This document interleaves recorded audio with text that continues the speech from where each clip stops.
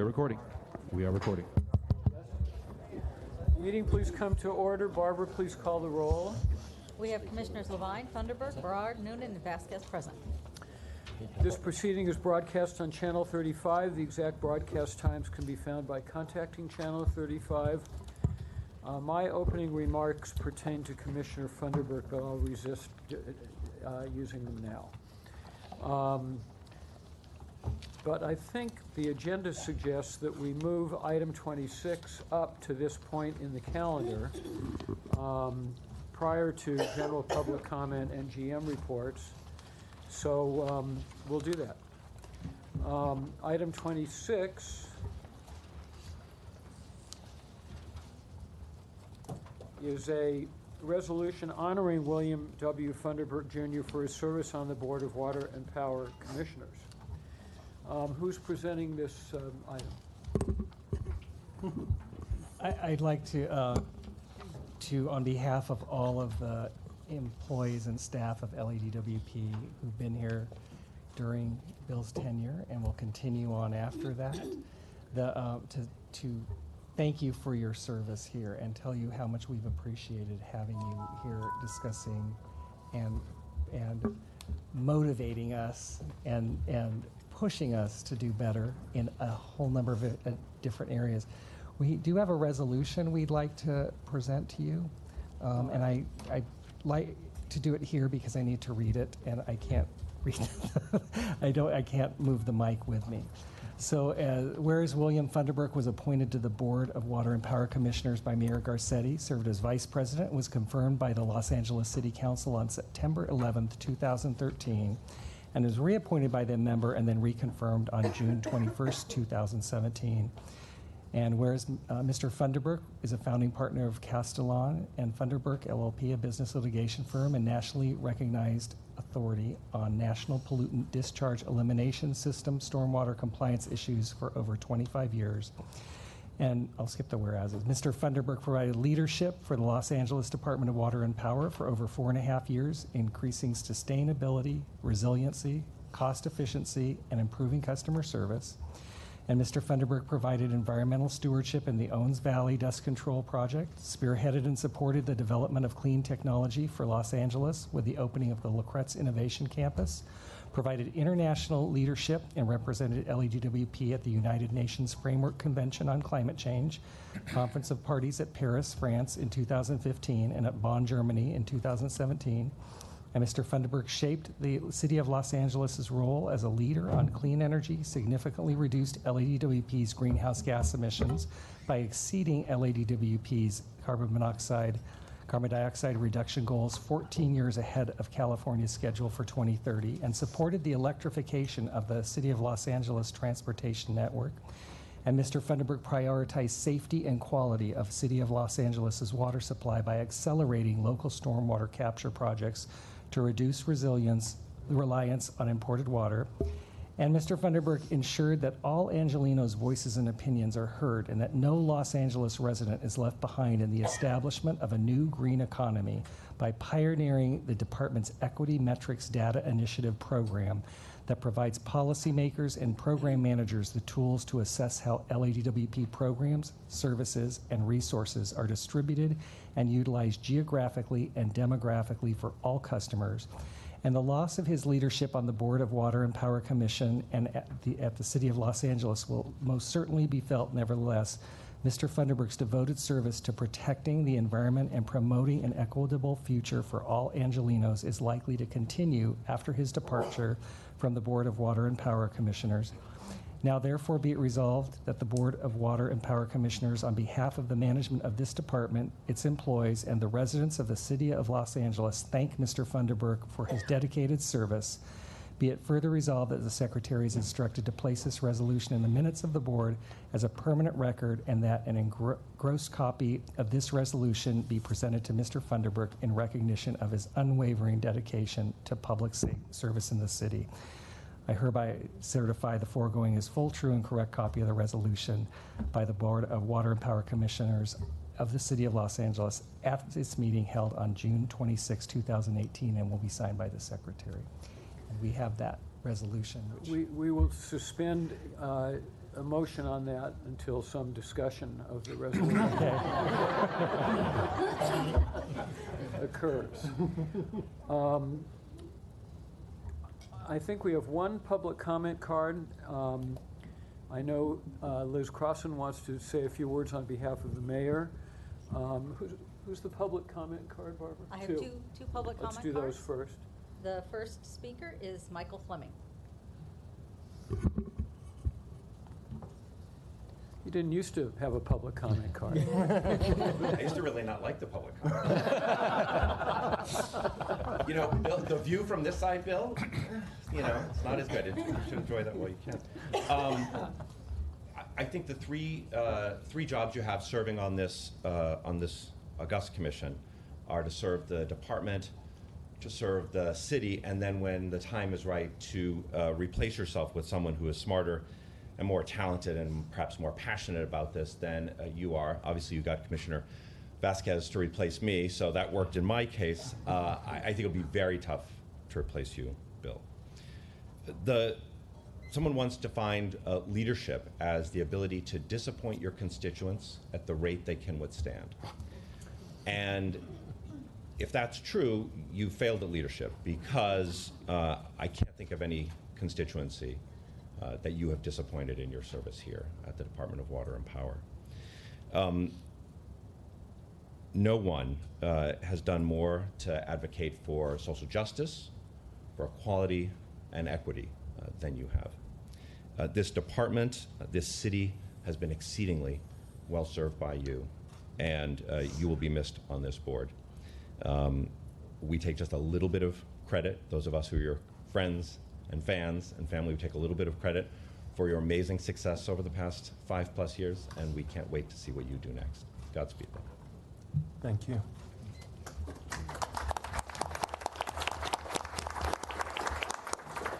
The next speaker is Evan Gillespie. Good morning, Commissioners. I wanted to say a couple words about Commissioner Funderburk. First off, thank you for your service for 5 years. It is impressive. It's a tremendous testament to you and your character, and the city's better for it. I've been coming to this board for a long time, and the change I've seen over the last 5 years is due to a lot of people, but it's due in large part to you. It is, pardon my French, it is a hell of an accomplishment to really begin to embed equity in an institution like the Department of Water and Power, and that is a legacy that will live long past your time on this board. We're grateful for it. You've also taught a lot of us about what it means to give public service, and I confess to seeing your Twitter feed on a Saturday morning when I'm out grocery shopping and thinking, gosh, there's Bill doing better work than I am right now at a community meeting, at a neighborhood council meeting. You were always there, and you did a tremendous thing in making space for people whose voices aren't often heard in institutions like a utility, to make sure that they had space and felt like there was a place for their voice and their voice mattered. So thank you for being the representative you were. Thank you for your service. And the only thing that gives us a little bit of relief about you leaving the board is we know you're going to continue to do great things for the community. So thank you. Thank you, Evan.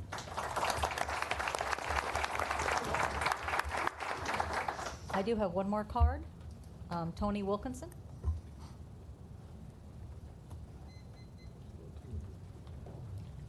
I'll be real quick, but I couldn't pass up this opportunity to say super thanks, because of course, not only with all of your fellow commissioners and the whole equity metrics system that has changed the focus both inside and outside on making certain that this city service serves everyone.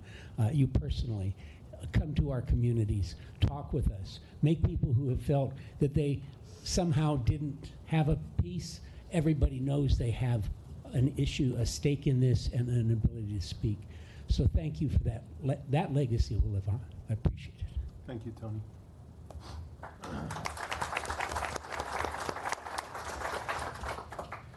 Are there any, Liz?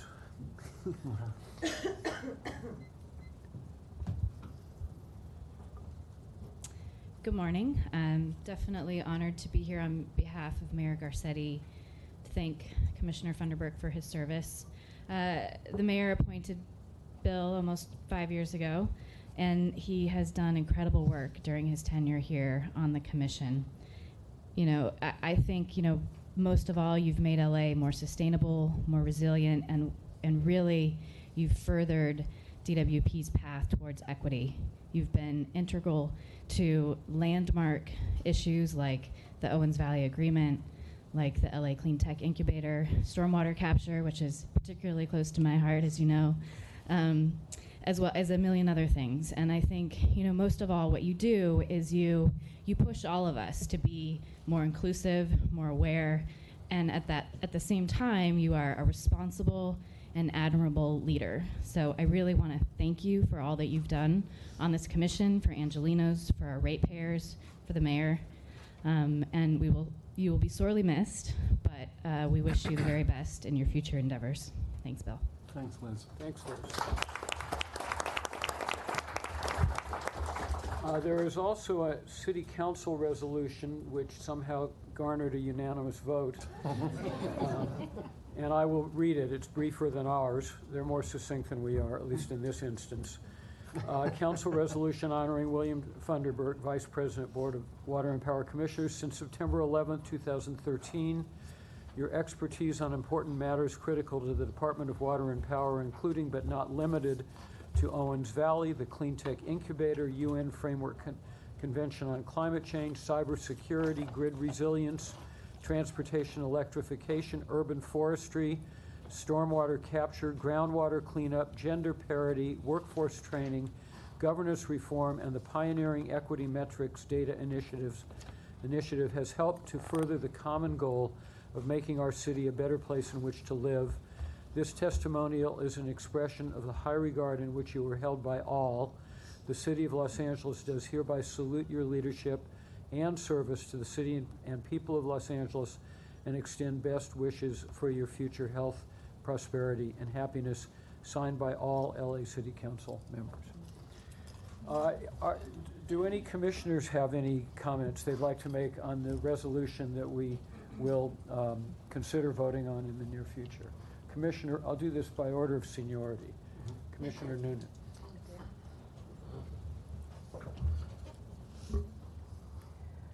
Vice President Funderburk, I can sincerely state that during my tenure on this board, I have never, ever encountered a commissioner so dedicated to upraising Los Angeles and really, really showing his leadership on all of the fronts that were just mentioned via this resolution by the LA City Council. I've received emails and calls from you during the weekends, at night, even if it's not something that's personally important to you, but it's important to me. You send me articles. I really, really, really have been amazed by your poignancy, your leadership, and your dedication, and you will be sorely missed. But I'm very, very excited about your future and what you will continue to do for the city of Los Angeles. Commissioner Barad. Don't cry. I have my next. Oh. Well, I can't believe that he's not going to be right next to me.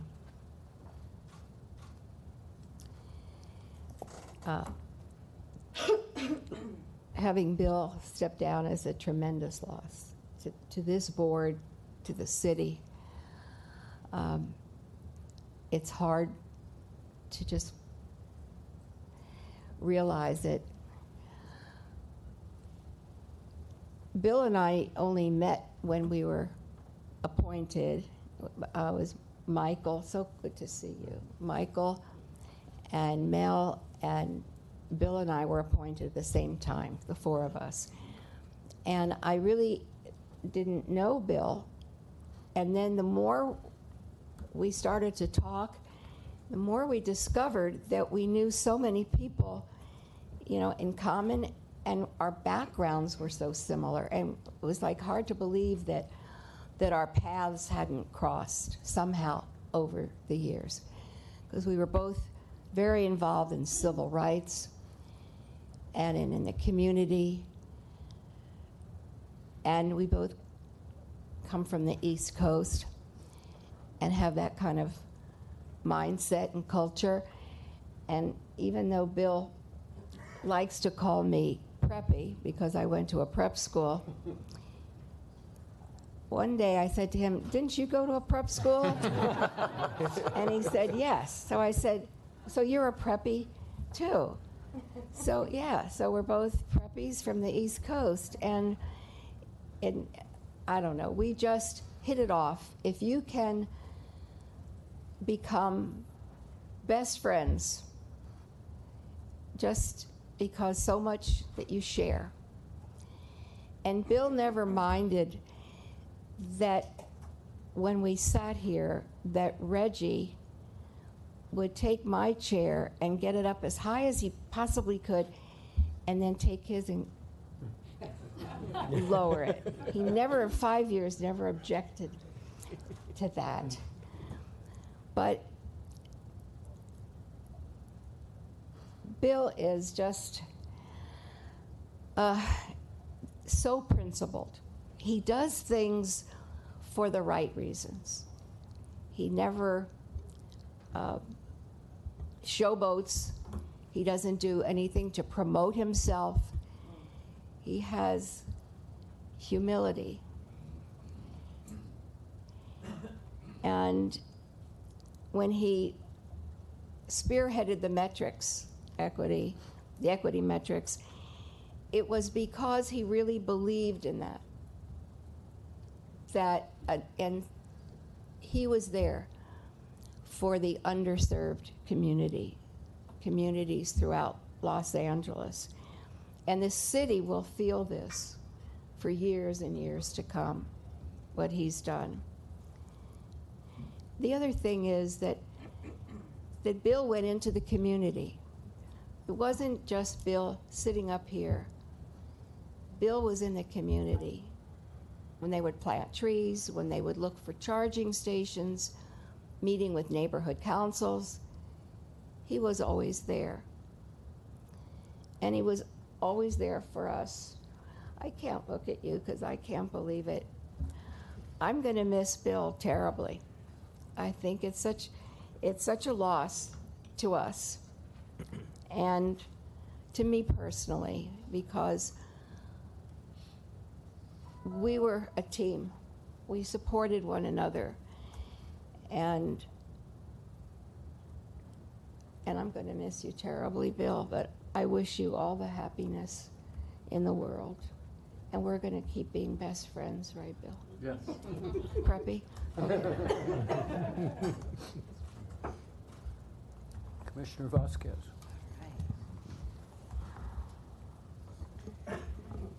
Well, I think a lot of people have expressed how Bill has been a leader, but I would like to talk about him as a mentor and as a supporter, as a cheerleader of sorts, as someone that has really uplifted us women here on the board. That as difficult as it can be, being in a high-profile position in a very large organization, someone that always gave us a voice and always told us, you should say, and you can say it. He was a guide to me a year ago when I became a commissioner, and I was kind of like those new dogs in the water, learning how to swim. And he guided me he guided me to be not only a good, effective commissioner, but also he just helped me be a better human, a better fighter for what I believe, a better just person representing, my community and what really that meant for me.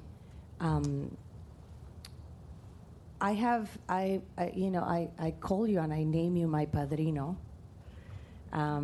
not only because of the strong ties that we have been able to build together in this past year, but also because you godfather the most groundbreaking policy that I think I've seen in the past year since I've been here, which is the equity metric.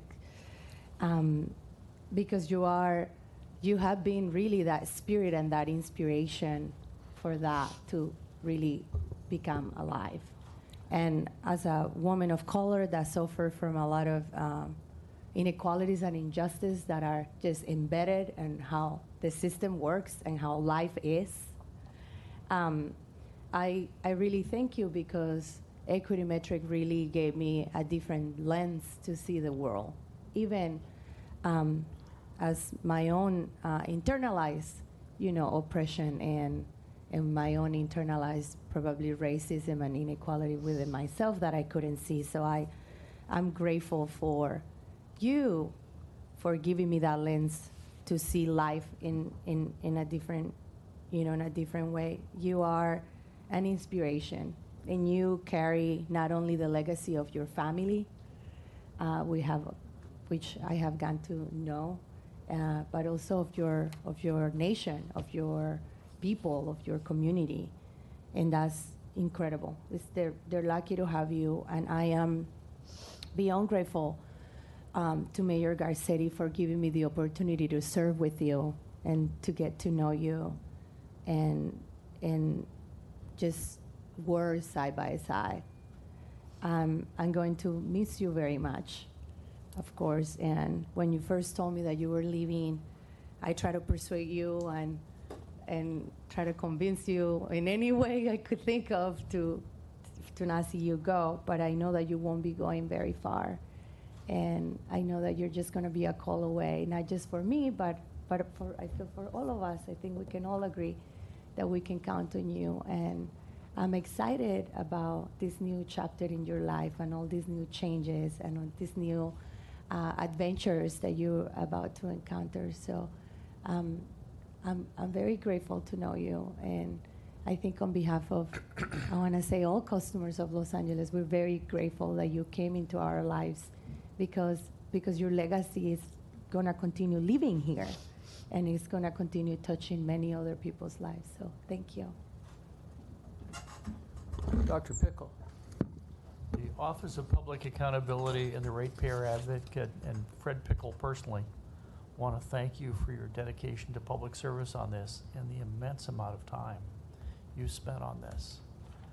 I first got to know you as a neighbor, and I appreciated your neighborliness even more when you agreed to be on the board of our homeowner association, and even more when you took over my position on the Greater Wilshire Neighborhood Council when I left the neighborhood, and even more when we talked about you joining this board.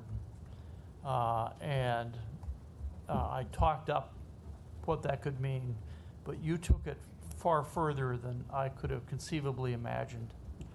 And I really appreciate your help. And also I've learned from you through your ability to step into the other party's shoes and think through any issue. You really do an amazing job at appreciating issues by stepping into the other party's shoes. So, Bill, you've made some amazing changes here. Keep doing that here and elsewhere. Thank you. Rich Harisick. Yes, sir. This is making you uncomfortable, isn't it? Well, you've made us very uncomfortable. In a good way. In a good way. It was good to hear that Commissioner Noonan, or I wasn't the only one that got emails from Commissioner Funderburk. Staff, Water and Power, who's received an email from Commissioner Funderburk on a Saturday, 10 o'clock. What's interesting, Commissioner Funderburk just has a unique background and experience, connections, and a very unique way of looking at the world. So the way it works when we get those emails from you, we usually have to take them and go, he said this, but I don't know what it really means. And you seemingly know everybody in the world. And so he'll just say, yeah, go talk with Bill and Steve and Pam about such and such. Who's he talking about? So one time he sends me, Felicia and I are going to the Owens Valley for the weekend. Can you let me know what we should see? And I'm going, okay, I got this one. He and Felicia Marcus are going to the Owens Valley. We're going to set this up. Well, your wife's name is Felicia, so even when I thought I knew what you were saying, I didn't. But you have incredibly helped the water system. You've built bridges to a community where we couldn't because of your access. You have introduced us and brought us to the table as stakeholders in a way that we couldn't have. In other words, you just give us credibility that we can't anyway manufacture on our own. You've been a champion of our efforts, and the water system and its goals, especially in local resources, really wouldn't be where it is without you. I have a feeling that this isn't the last that we're going to see of you, and we'll count on those efforts. Mr. Lindsay, our director of our distribution division, is going to present you with a token of our appreciation. We literally and figuratively connect with our customers at the meter, and what this is a meter clock. Pass the time away thinking about us. You want to get a little closer so he can touch and feel it? Bring that up at the end when we have bring up the resolution. That only measures the fourth tier of water at 875 per 100 cubic feet. In all that, you've given just numerous hours in this, and probably nowhere more so than in the Owens Valley, and particularly on Owens Lake. You and I probably share our deepest connection on Owens Lake. I created it. You helped keep it going. You literally put your heart and soul on Owens Lake. So Mr. Yornada, our aqueduct manager, is going to give you a piece of Owens Lake. Oh. What is that? It's a halite crystal that we formed. It is a dust control measure approved by the Great Basin Board. They need to approve more. I also, just in conclusion, we have a joint friend in the Owens Valley from Ted Shady, and Ted has sent me a letter that he'd like to read to the board and to you. Thank you. Dear LADWP board, employees, and people of Los Angeles, I will be forever grateful that the LADWP gave Bill Funderburk the assignment to help negotiate a settlement to the disagreements between the department and the Great Basin Air Pollution Control District. Bill was extremely well suited for the assignment he somewhat reluctantly accepted from Mel Levine. He brought ignorance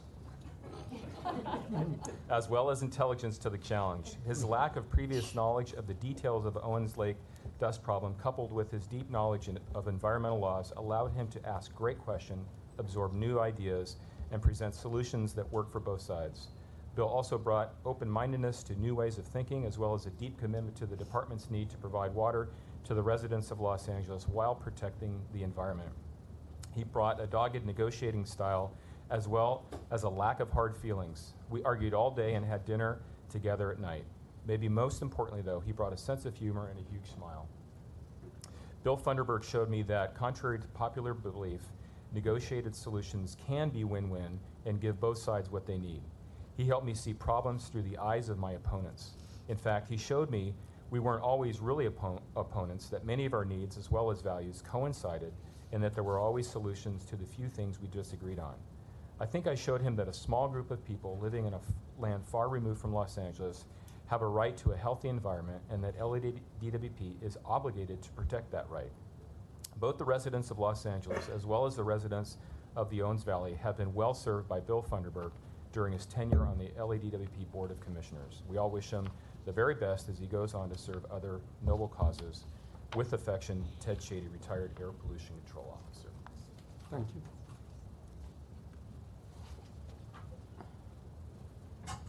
Thank you, Rich. I have a few things that I want to say as well. Are there others who would like to chime in? Okay, well, there is one other who would like to chime in, and right on the heels of Ted Shady. And I think that Dr. Pickle and Rich and Ted Shady spelled out beautifully one of Bill's most stellar qualities, and that is being able to see things from the shoes of other people. It's an extraordinary quality, and it's been essential to the progress that he has allowed us to achieve on so many issues. Another person who respects that greatly and considers Bill a close friend is INYO Supervisor Matt Kingsley, who sent the following letter and asked me to read it today. It's dated June 26th. As both a member of the Inyo County Board of Supervisors and a representative on the Board of Directors for the Great Basin Unified Air Pollution Control District, I have had the honor of knowing and engaging with Bill Funderburk on policy issues and other critical matters since September 2013. Bill's willingness to not only engage in settlement negotiations after years of lawsuits and disputes between Great Basin and LADWP, but also his ability to study and understand the complex scientific issues that are part of the Owens Dry Lake Dust Mitigation Project, contributed greatly to the success of those negotiations. He can proudly say he was among the policymakers whose commitment and creativity resulted in the historic Owens Lake Settlement Agreement approved in 2014, and which has substantially reduced the amount of water needed for dust mitigation on the lake while reducing emissions, a win-win for Los Angeles and the Owens Valley. Bill's accessibility and willingness to meet or talk has been a hallmark of his time on the Board of Water and Power Commissioners. His time and effort put forth to understand the issues affecting both LADWP and my constituents has been impressive. As Bill moves on from the Los Angeles Board of Water and Power Commissioners, I will miss his contributions as a fellow policymaker and the personal relationship we have developed over the past 5+ years. He is a man of good character and always demonstrated honest and fair behavior, even during contentious moments between our agencies. I'm grateful for his good faith conduct and wish him well in his future endeavors. Bill, you're a good guy, even if you are an attorney.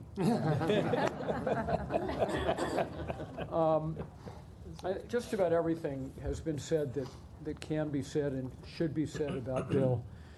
I think Jill did it especially beautifully in the context of the four of us who were appointed at the same time. I knew Jill actually, but I didn't know Bill or Michael. And along with Christina and now along with Auda, we've been certainly a board that has worked beautifully well with each other. A large part of that has to do with Bill. Bill exemplifies, to me, the most important the most important values in life. He's a champion of the underdog. Anybody who's attended any of these meetings knows that Bill personifies social justice. He is always fighting for the little guy or gal. Whatever the issue, Bill is able to see it, as Fred indicated, not only from the other person's shoes, but from the shoes of the underdog. And his work on this commission exemplifies that. It's already been covered. I'm not going to dwell on it any longer, other than to say on a personal level, really a completely personal level, I've considered Bill my partner from the day we met. He has been invaluable to me. We've become extremely close friends. He throws himself into whatever he does with great passion and great wisdom, and is a terrific friend to have. I can't think of anyone I'd rather have my back in a difficult situation, and he has always done that. Bill, you can also tell your mother I wore a tie to this one. And you didn't wear tennis shoes either. That's true. We've had some fun personal familial experiences as well. So, Bill, I just join everybody else in saying what a huge loss your departure will be, and what an enormous value your commissionership has been to us personally, to the department, and to the city. Does anybody wish to, well, I'll take the liberty of moving that motion. Is there a second? Second. Is there further discussion? Those in favor? Aye. Bill, you're recused from this vote. The motion passes unanimously. There'll be some picture taking. I'd like Michael Fleming to join us for it. Okay. Oh, wait. Bill, would you like to say anything? Sorry, Mr. President, but under the Brown Act, all the time has been used up, so it's, Me go over time? Let's see. So, we were writing this goodbye blog. You know, where's Joe? Where's Joe? Is Joe here? There he is, right back in the corner. Our protector, our press secretary, communicator. It's extraordinaire, everything. Who's like always got our backs. And Mike. And it went through so many hands that it lost its spirit. And for anybody who knows me, they know that I try to bring really strong rigor, scientific or otherwise, to my arguments, but I also like to bring my story and my passion with me, even if I don't talk about it. So in going through it, I hand the baton to Commissioner Vasquez on equity metrics, to Commissioner Barad on gender equity, Commissioner Noonan for her very well thought through procurement motion, and to you, President Levine, whom I didn't know, but I guess we did know a few people in common, and luckily they did not tell the whole truth about me before you met me and my few stories that I have, but You've been more than a partner to me, and I wouldn't say that you've been a father, but you've been a father figure to me, and I know that you spent a lot of time, public service, Mel, a lot. You made sacrifices that I don't know about. There was time you probably wish you had spent with your kids, shuttling back and forth to Congress, back and forth to Assembly, fighting for clean water, fighting for civil rights, fighting for everything. And your children are beautiful, and you've been a great dad to them. I wanted to remind you of that, because when you put that much time into something, something has to give. And it's been great that we met each other when we did, because we began a new journey where we could put ourselves out there and get to know one another, the eccentricities that at least I have. I can't speak for you.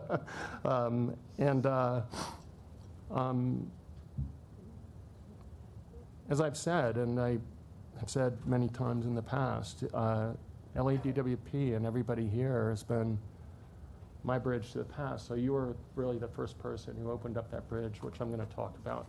And this is my story.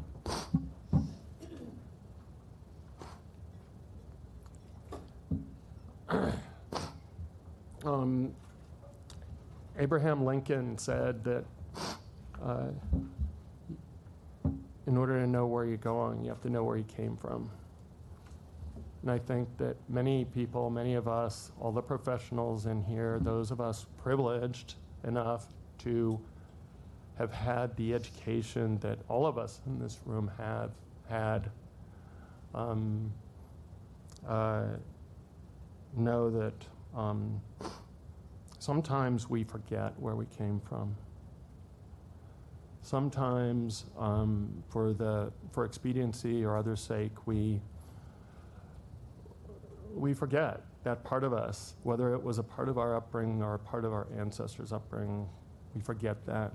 And Mayor Garcetti always talks about, you know, those of you who, I know Liz, many of you talks about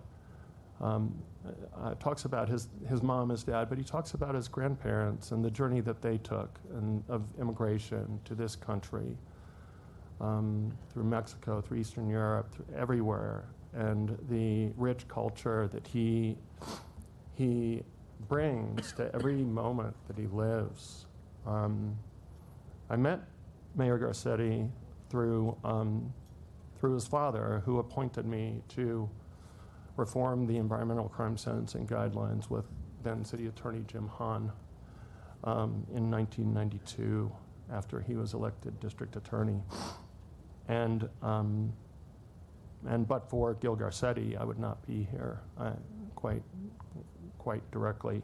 But I got to know the mayor, got to see him develop into the amazing person that he is. But he always talks about telling his story. And one of the things that I've tried to do with each and every one of the people in this audience is to take the time to listen to your story.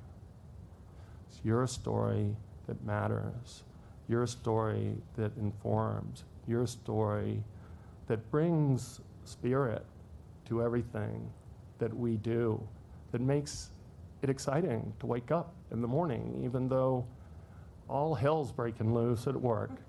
It's exciting to bring that spirit with us. And I've seen that in every single one of you, from your origins to my discussions with you about where you came from, about your parents, the many funerals that I've been to, even just since I got here, and then the funerals that I didn't go to, and the losses that each and every one of you has suffered. One of the things that really put me into overdrive was seeing Richard Harrissick's commitment after his son, during the period and after his son, Brady, died at a very young age. And I said to Marcy Edwards, I said, we have to have Harris. Where the hell is Harrissick? Well, why isn't he in Owens? Because that's the spirit. It's the sense of loss. It's a sense of loss that the people in Owens felt as colonists, colonial, whatever, as people who were being colonized by the city of Los Angeles. Does that mean that city of Los Angeles, that DWP was bad intention? No, but their perspective was important to bring to the table, to really understand the pain and the loss that they felt when they were asking for seemingly unreasonable things. All of a sudden, the unreasonable became reasonable. And the pain that the people in the Owens Valley, people in Mono, people in Inyo County, everybody's been left out and forgotten at one point in their life. Everybody's suffered trauma. But to really dig down deep and get to know each and every one of you in the way that I have has been a real gift. It's been a gift. And I won't get into the details of what anyone has shared with me, but I do know that each and every one of you has shared that with me. So if you'll indulge me, let me tell my story of how my experience at DWP transformed me and allowed me to play the role in helping to carry out Mayor Garcetti's transformation of our city as the most sustainable and most diverse city, not only in the country, but in the world. As I mentioned, Mayor Garcetti's story of immigration, migration to Los Angeles somewhat mirrors mine in some ways, in many ways. A century ago, my grandparents were born in the deeply segregated Jim Crow South, all four of them. They were sons and daughters of immigrants, Irish, French, Italian, British, Ashkenazi Jewish, Bantu, and other African slaves, slaveholders, Confederate generals, Union soldiers. He struggled to make sense of the dehumanization of humankind and government-sanctioned oppression and terrorism of people. Flannery Bush of Port Arthur, Texas, immigrated to Los Angeles in 1945 during World War II. He was Papa Bush to me. He died in 1994.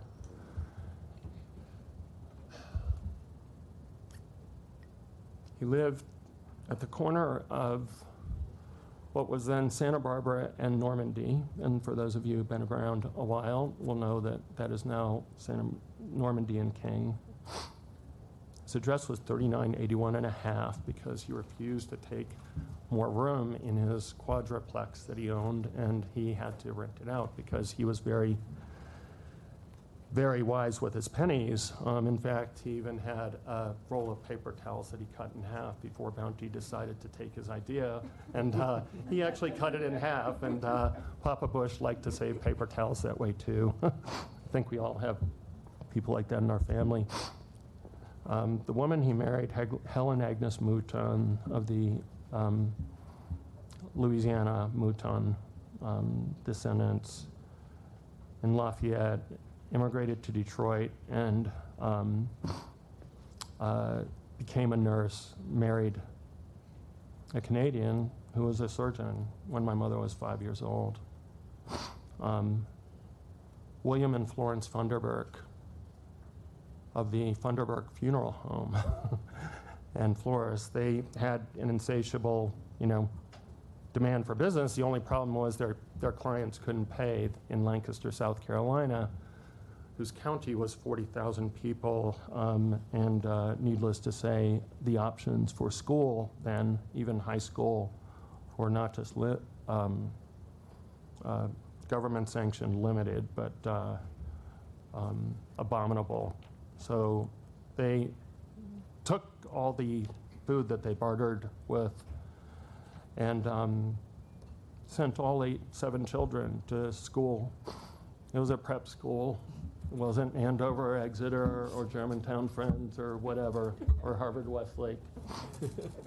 It was the Biddle School with 30 children who would be taken every Sunday night and picked up every Friday night by their parents, because there was no high school. There was high school for them to aspire to be janitors and porters, and there's nobility in all of those positions, but there was no opportunity whatsoever. My father slept on the front porch of a 2-bedroom home. It's the oldest. His sister, Llewellyn Funderburk Hargett, later studied at Boston University with Dr. Martin Luther King when she got her PhD, and her husband, my uncle, who was here for our confirmation with Michael Fleming, Reverend Dr. James Hargett, and she were engaged at Yale Divinity School, and later married.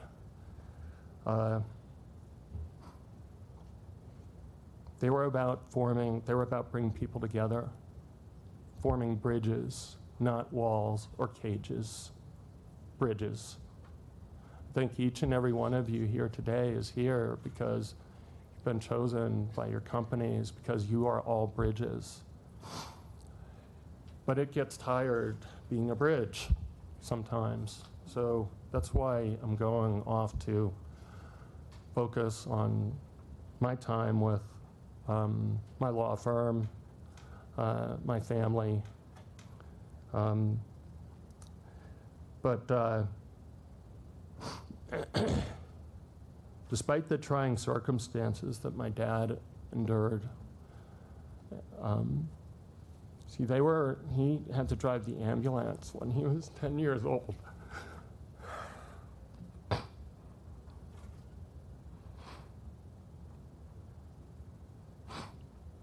And he used to tell me about, he's still alive, but he used to tell me about, you know, kind of being traumatized by picking up bodies on the railroad track. He didn't tell me about the lynchings that he picked up. Not once. And when I was growing up, he never made a big thing about, you know, our being African American, black it was called, or even colored at that time. It was all right. But he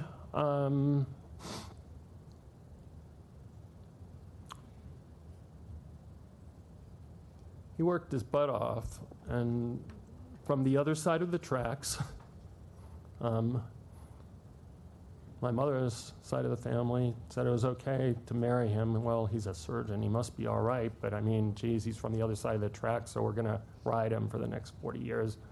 It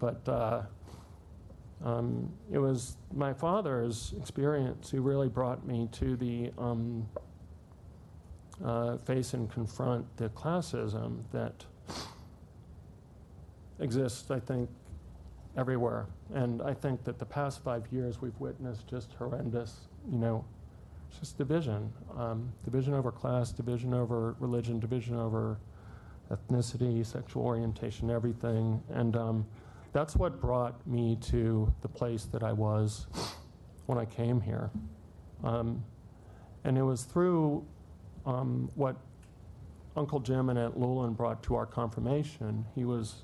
Uncle Jim was pastor at the United Church of Christ on Hobart Street, but he was also Dr. Martin Luther King's West Coast convener of the Southern Christian Leadership Conference, and like many people in the civil rights movement with Andrew Young and John Lewis, traveled the world preaching about, you know, nonviolent resistance. So if you've seen our commissioners occasionally have a few interactions with one another, myself included. It's that spirit of nonviolent confrontation that I bring to this commission that I think has served us well, and I hope that everybody remembers that.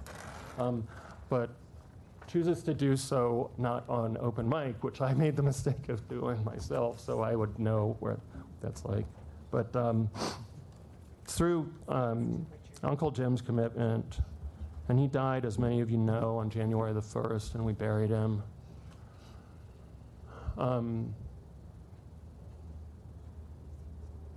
At his funeral, I gave one of the eulogies, and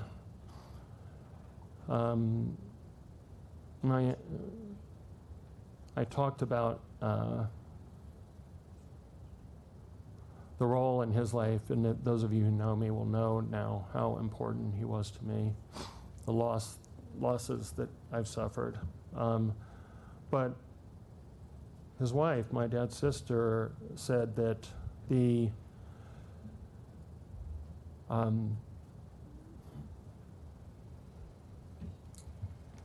they were always rich. They were rich in spirit. They were rich in soul. Rich in definitely education. It was pounded into our heads. But the Hargets never had, you know, they were never rich in money. As one of the leading pastors in the city of LA before there were any African American or even Latino representatives on the city council, he brought together an interfaith, interracial, every ethnic, interreligious, everything church of a Japanese American pastor, a rabbi, had Shabbat dinner every Friday night. That was an important thing to me. That was an important thing to him. And it's with that spirit that I came to DWP. And so what, and some degree of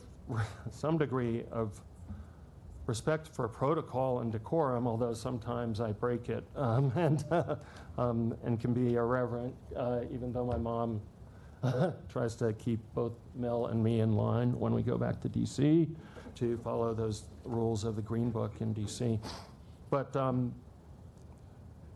where are we going? I don't know where I'm going, and I really want to thank everybody for the gifts that you all have given to me and your spirit.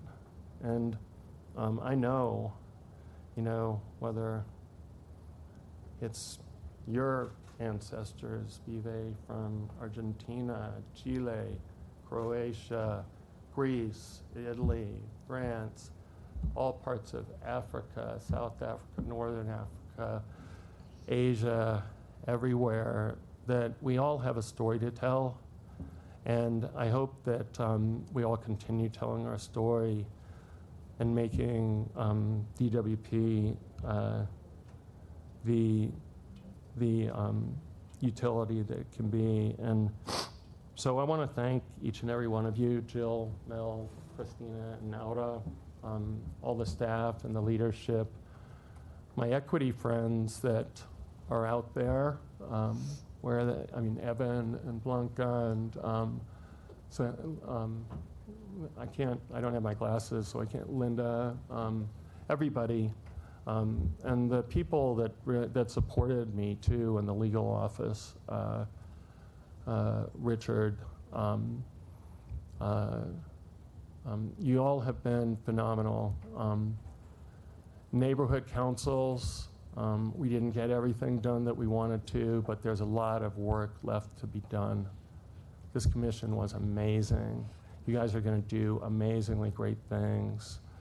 And, with Tony and even our friend who shall not be named, who I do respect for the homework that he does, despite the irreverence that he sometimes shows. I respect it. I guess that's about it. It's a bridge to our future. DWP was a bridge to my past. It brought up things that were in my parents' and grandparents' past. It took me to places of the city that I had never been to. I live in one of the kind of tonier neighborhoods, but I never spent a lot of time, except for my 6 months at Papa Bush's after the civil disturbances in 1992 when I moved out here. I never spent a lot of time, as much time as I could have, with people, whether they were, whether it was Betty Radcliffe, daughter of coal miners in Reseda, living on a fixed income, or it was Max Shorty, whose dad, was formerly incarcerated and died 6 months after getting out of prison, and whose mother was shot on the corner of Grape Street and something in 1991. Or Big Mike Chatham, that I have dedicated a lot of my work to, because Big Mike was part of IBEW's Uniform Pre-Craft Training Program. I met him when he showed up protesting. When is Watts going to get there? And so I went up to him and got to know him. He died suddenly last spring. And Big Mike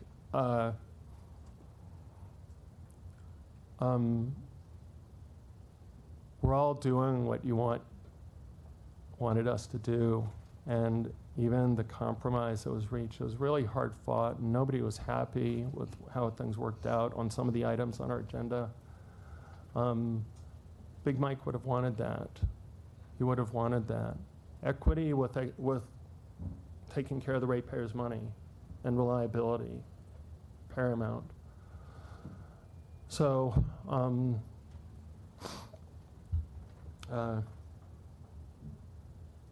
it's been a bridge to all these communities, Boyle Heights, Pacoima, Panorama City, Northeast Valley. I got to know San Fernando much more than I thought I ever would. I got to know about trees much more than I ever thought I would.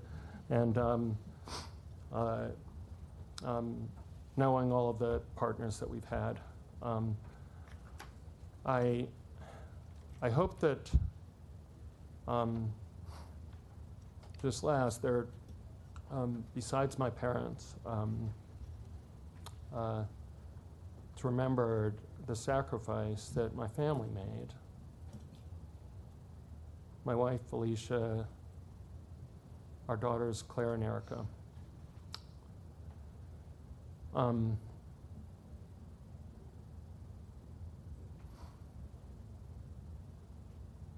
the support I got from Claire's mother, Brooke, that the time that I have coming up in the future for the rest of my life I'll be thinking about everything that you gave that allowed me to support the efforts here at DWP.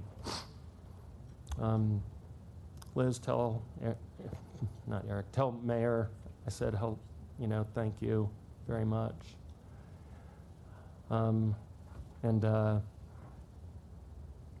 It's hard to say goodbye, but I guess I have to. So this is a bridge to our future. This is the true bridge to our future. It's been the bridge to Los Angeles for the past more than century. And this commission is going to take you there. Challenge them. Hold them accountable. Respect them, though.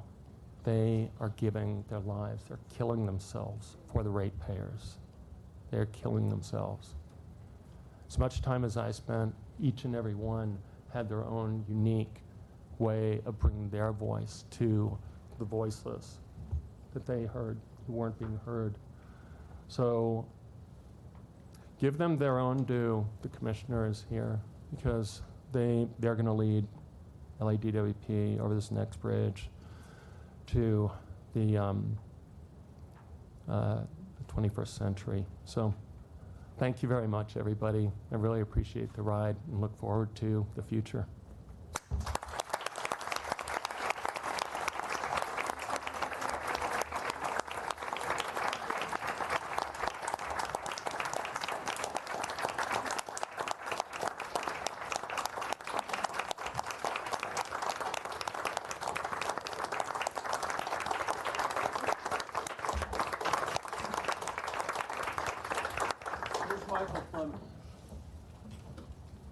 Right there. I spotted him. Michael, please come up.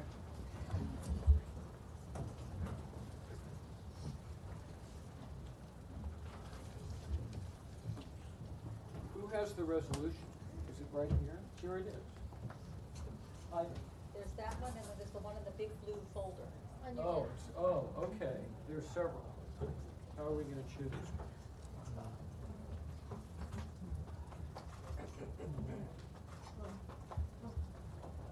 Needs a better frame. We're going to frame it.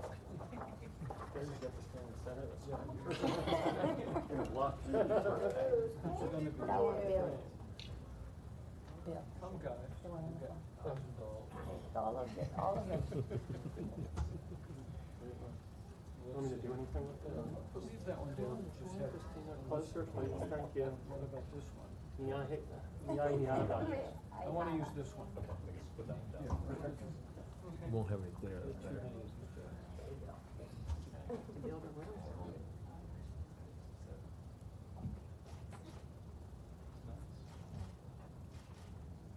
This one's for Twitter. Yeah. Follow Commissioner Vasquez at what? Oh, yeah, and There you go. Our You all nation. know. Our nation, 1, 2. There you go. Okay.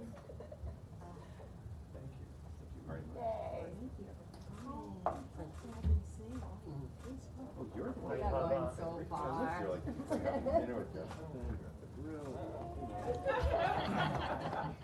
now you pick him up.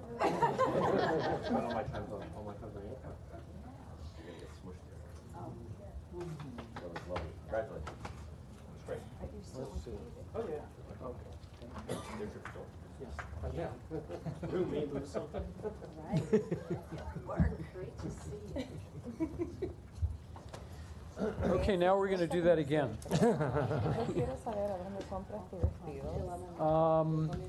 Do we have any general public comment cards, Barbara? Yes, we do. We have two. Okay, please call them.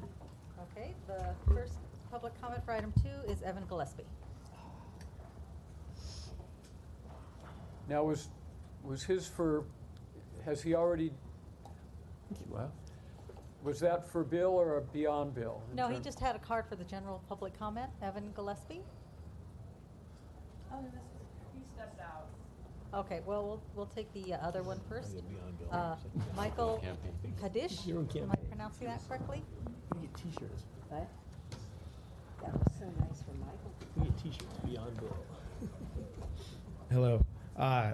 It's just my luck to follow all of that. Yeah. It's a tough act, pretty tough act to follow. It's a pretty tough act to follow, and but it's a real honor to follow it. And I want to thank you, Commissioner Funderburk, for all you've done on equity.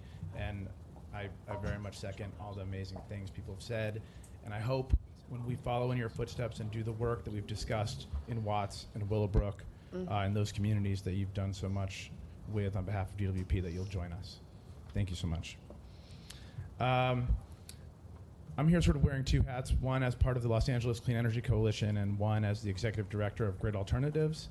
And I just want to say, although our coalition is obviously not thrilled about additional investments in natural gas, I do want to appreciate all the work that you've done, General Manager Wright and your staff and everyone, to reach out and communicate and talk about all the positive things we can do together, working with you to make this investment as smart as possible and to do as many productive and good things locally as well to promote clean energy and equity, which is very much in the spirit of Commissioner Funderburk's work. Just a couple quick comments. As I look forward to us working with you moving forward, we do hope that when you do the virtual net metering pilot, that it's crucial that it's on affordable housing, that it's crucial that we're talking about rooftop solar that will benefit the tenants of a building, that will benefit the renters within a building in affordable housing, and actually provide them real savings on their energy burden. And secondly, on shared solar, I very much applaud the extra money that's been allocated to this. I think that's great. I think the focus on the cleanup, greenup communities is excellent, and I thank you for that. And I know there are challenges in terms of providing savings for people, but I really just want to emphasize I want this program to succeed, and I know that there's a lot of legal issues and things around how it can be done to provide savings, but if we want it to succeed and to actually benefit the people in cleanup, greenup communities, we've got to find a way to offer them savings. Thank you so much. Thank you. Commissioner. Is Evan Gillespie here? Not yet. Oh, okay, well. Okay, we'll move on and let him speak when he arrives. General Manager, no comments. Comments from commissioners? Hearing none, or some. Got to move quickly now. Yes, Get a sorry comment. about that. So, quick comment. I had the pleasure to go with Commissioner Barat to take an exciting class all weekend about board governance and just learning more about how to make how to be a better commissioner, I guess. But I think we're doing pretty okay in that department so far. But just learning more about the other details and responsibilities that we have as board members. So I want to thank the staff for thinking about this resource for myself and for all the learnings, and Reiko for holding my hand out there and really supporting in my learning. And I want to say that there's a lot of stuff that this specific institution is teaching other utilities that we already are doing. So that's very exciting. So I just wanted to share a little bit about that. Ratepayer advocate. I will have comments after Dave Wright's presentation on item 6. And if necessary, I have comments on other things if they come up as special items. Thank you. Okay, we'll go to item 6. Comments first or What? presentation first? Presentation first. Yeah. I'd like to go sit at the dais with Reiko if we could.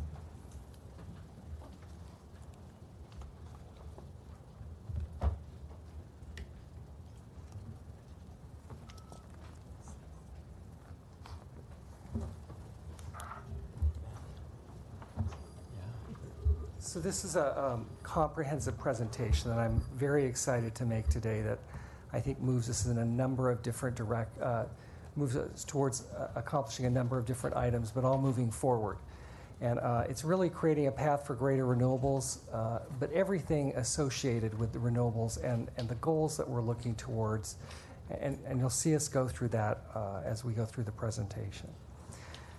So what's the vision here? What's the goal of this overall package of different items? And it's to accelerate the decarbonization of our resource mix, provide access for increased renewable resources. And this next bullet point I just think is so fantastic. It moves us 5% higher in our renewable resources, starting in only 7 more years. By 2025, it'll increase our renewable resources from 50 to 55%. But more importantly, in 2036, it increases our renewable resource target from 65% to 70%. Significant amount of our power then coming from renewable resources and non-greenhouse gas emitting resources. As part of this, we're downsizing, or the recommendations to downsize a power plant that we've already contracted for 1,200 megawatts of natural gas down by 30% to 840 megawatts. Increasing efficiency and conservation programs with a focus on equity, increasing shared solar primarily for renters and occupants of multifamily housing. Look at new technologies that can help us again move forward, reduce our reliance on fossil fuels, and overall reduce ratepayer costs. So this is the amount on the renewable targets. And if you look, the items are, look under the 2017 Strategic Long-Term Resource Plan, and it shows our current goals in 2025, 2030, and 2036 of 50, 55, and 65%. And with this comprehensive package, we can move that to 55%, 60, and 70%. A significant amount, more than I know of any other Southern California utilities. But and if this package is approved, we'll include these new targets in our next integrated resource plan. We haven't been doing nothing though. This is pretty impressive. In the last 3 years, we've gone from a little under 1,600 megawatts of renewable energy to 2,700 megawatts, a 73% increase in just 3 years. So we are really moving in the right direction for both our customers and for the environment. Just wanted to show some of the different resources. I think what's important here, especially to me, is if you look at the bottom right-hand picture, the fact that we try to locate renewable resources in a location, because you have to go to the renewables. It's not like a power plant you can build where, in a lot of various places, you have to go to the renewable energy. And when we go to that renewable energy, we try to maximize the amount there. And this shows a project of both wind and solar. You can see we've got about 1,350 megawatts of solar. We've got almost 1,000 megawatts of wind.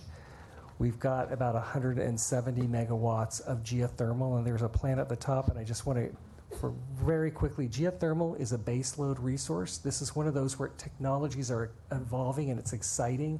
It used to be kind of a flip a switch. It's either on or it's off. It's providing power or it's not. They're learning how to ramp geothermal power, which is fantastic because it uses hot water from the ground to provide energy.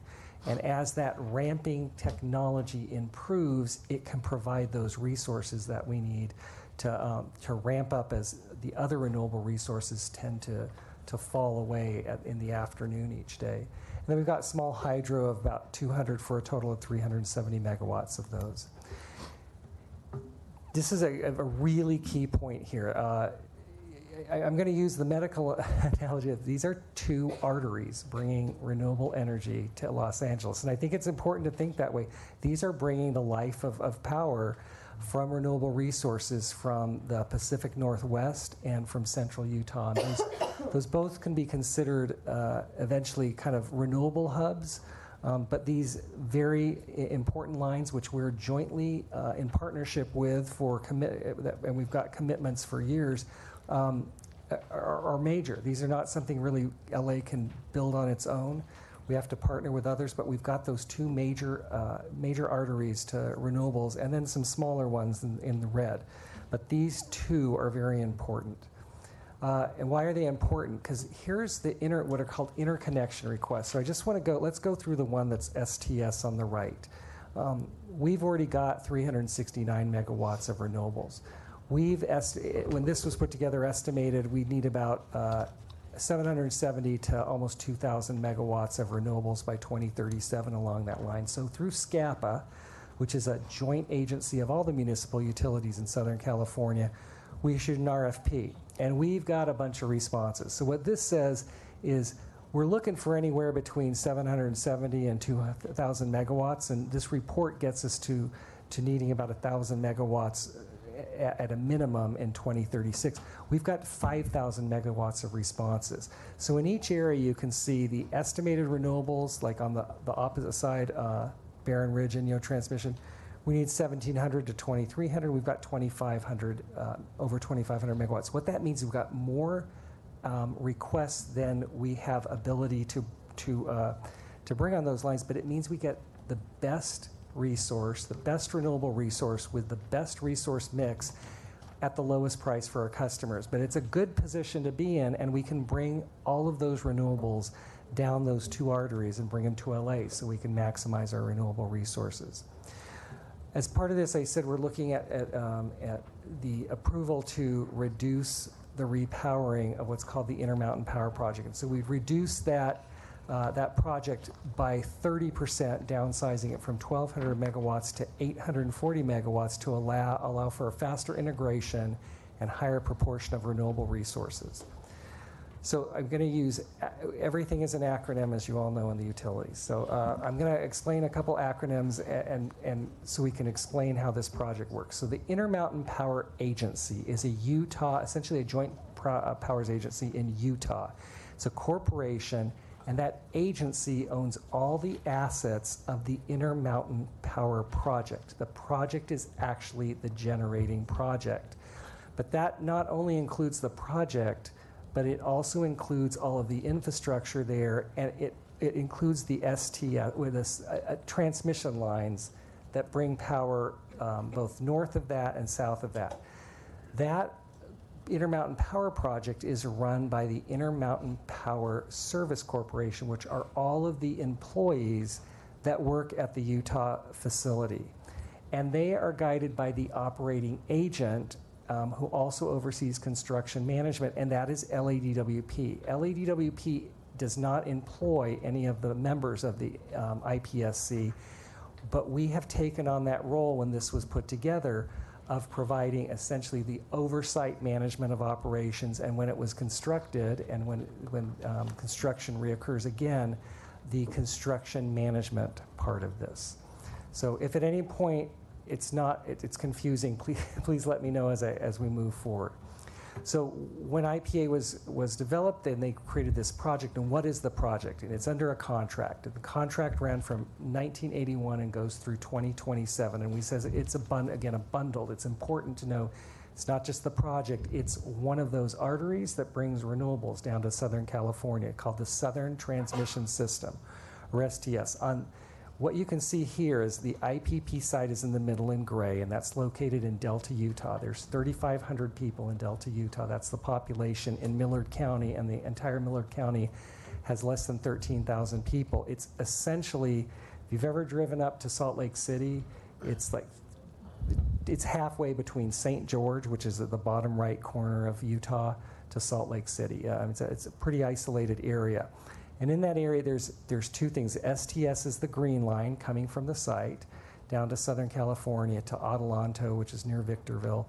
And then the other is the NTS, which is the Northern Transmission System, and that's the red line. Most of what we'll talk about is STS.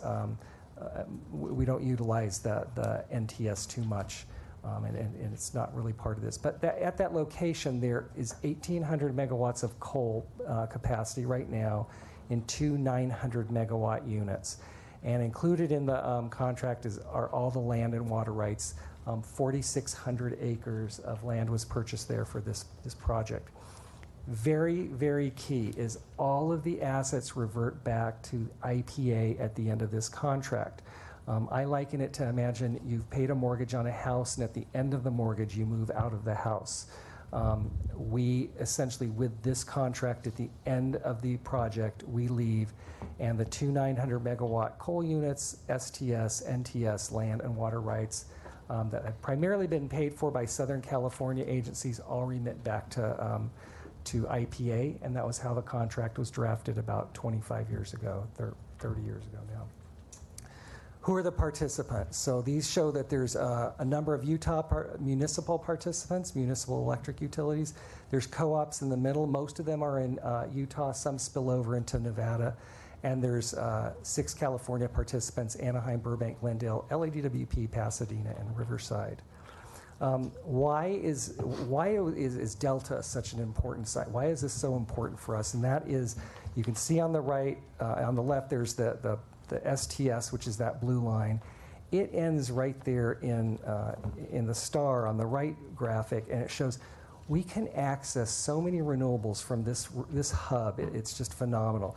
Wind going across the Midwest, geothermal, which is primarily Nevada and some Utah, solar, the entire southwestern United States, and also hydro from Canada. As we move forward and expand what's called EIM and all of the connections throughout the western United States, we can even look at hydro. And what's really important is in the northern United States and Canada, their load peaks in the winter.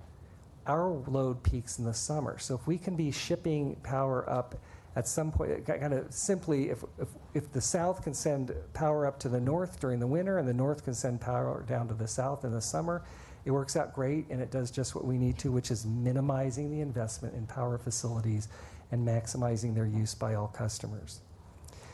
So the repowering effort to go from 1,800 megawatts of natural gas of coal to somehow reduce it and look at different different fuel sources started essentially in the early 2000s. As the Southern California utilities realized they needed to look at getting more renewable resources, get off of coal, and look at other approaches and other needs. You have to have every one of the 35 members agree on what needs to happen going forward for anything to happen. So literally started working on some details in 2008, because the thought was, with all the Southern California investment, why don't we retain that and utilize that for the benefit of our customers? And again, using the mortgage, like, let's continue to live in the house after the mortgage is paid off, and at least utilize some of the resources. So went through a process to get to a contract in 2015. And what happened in 2013, there was an agreement reached, but it wasn't able to be finalized.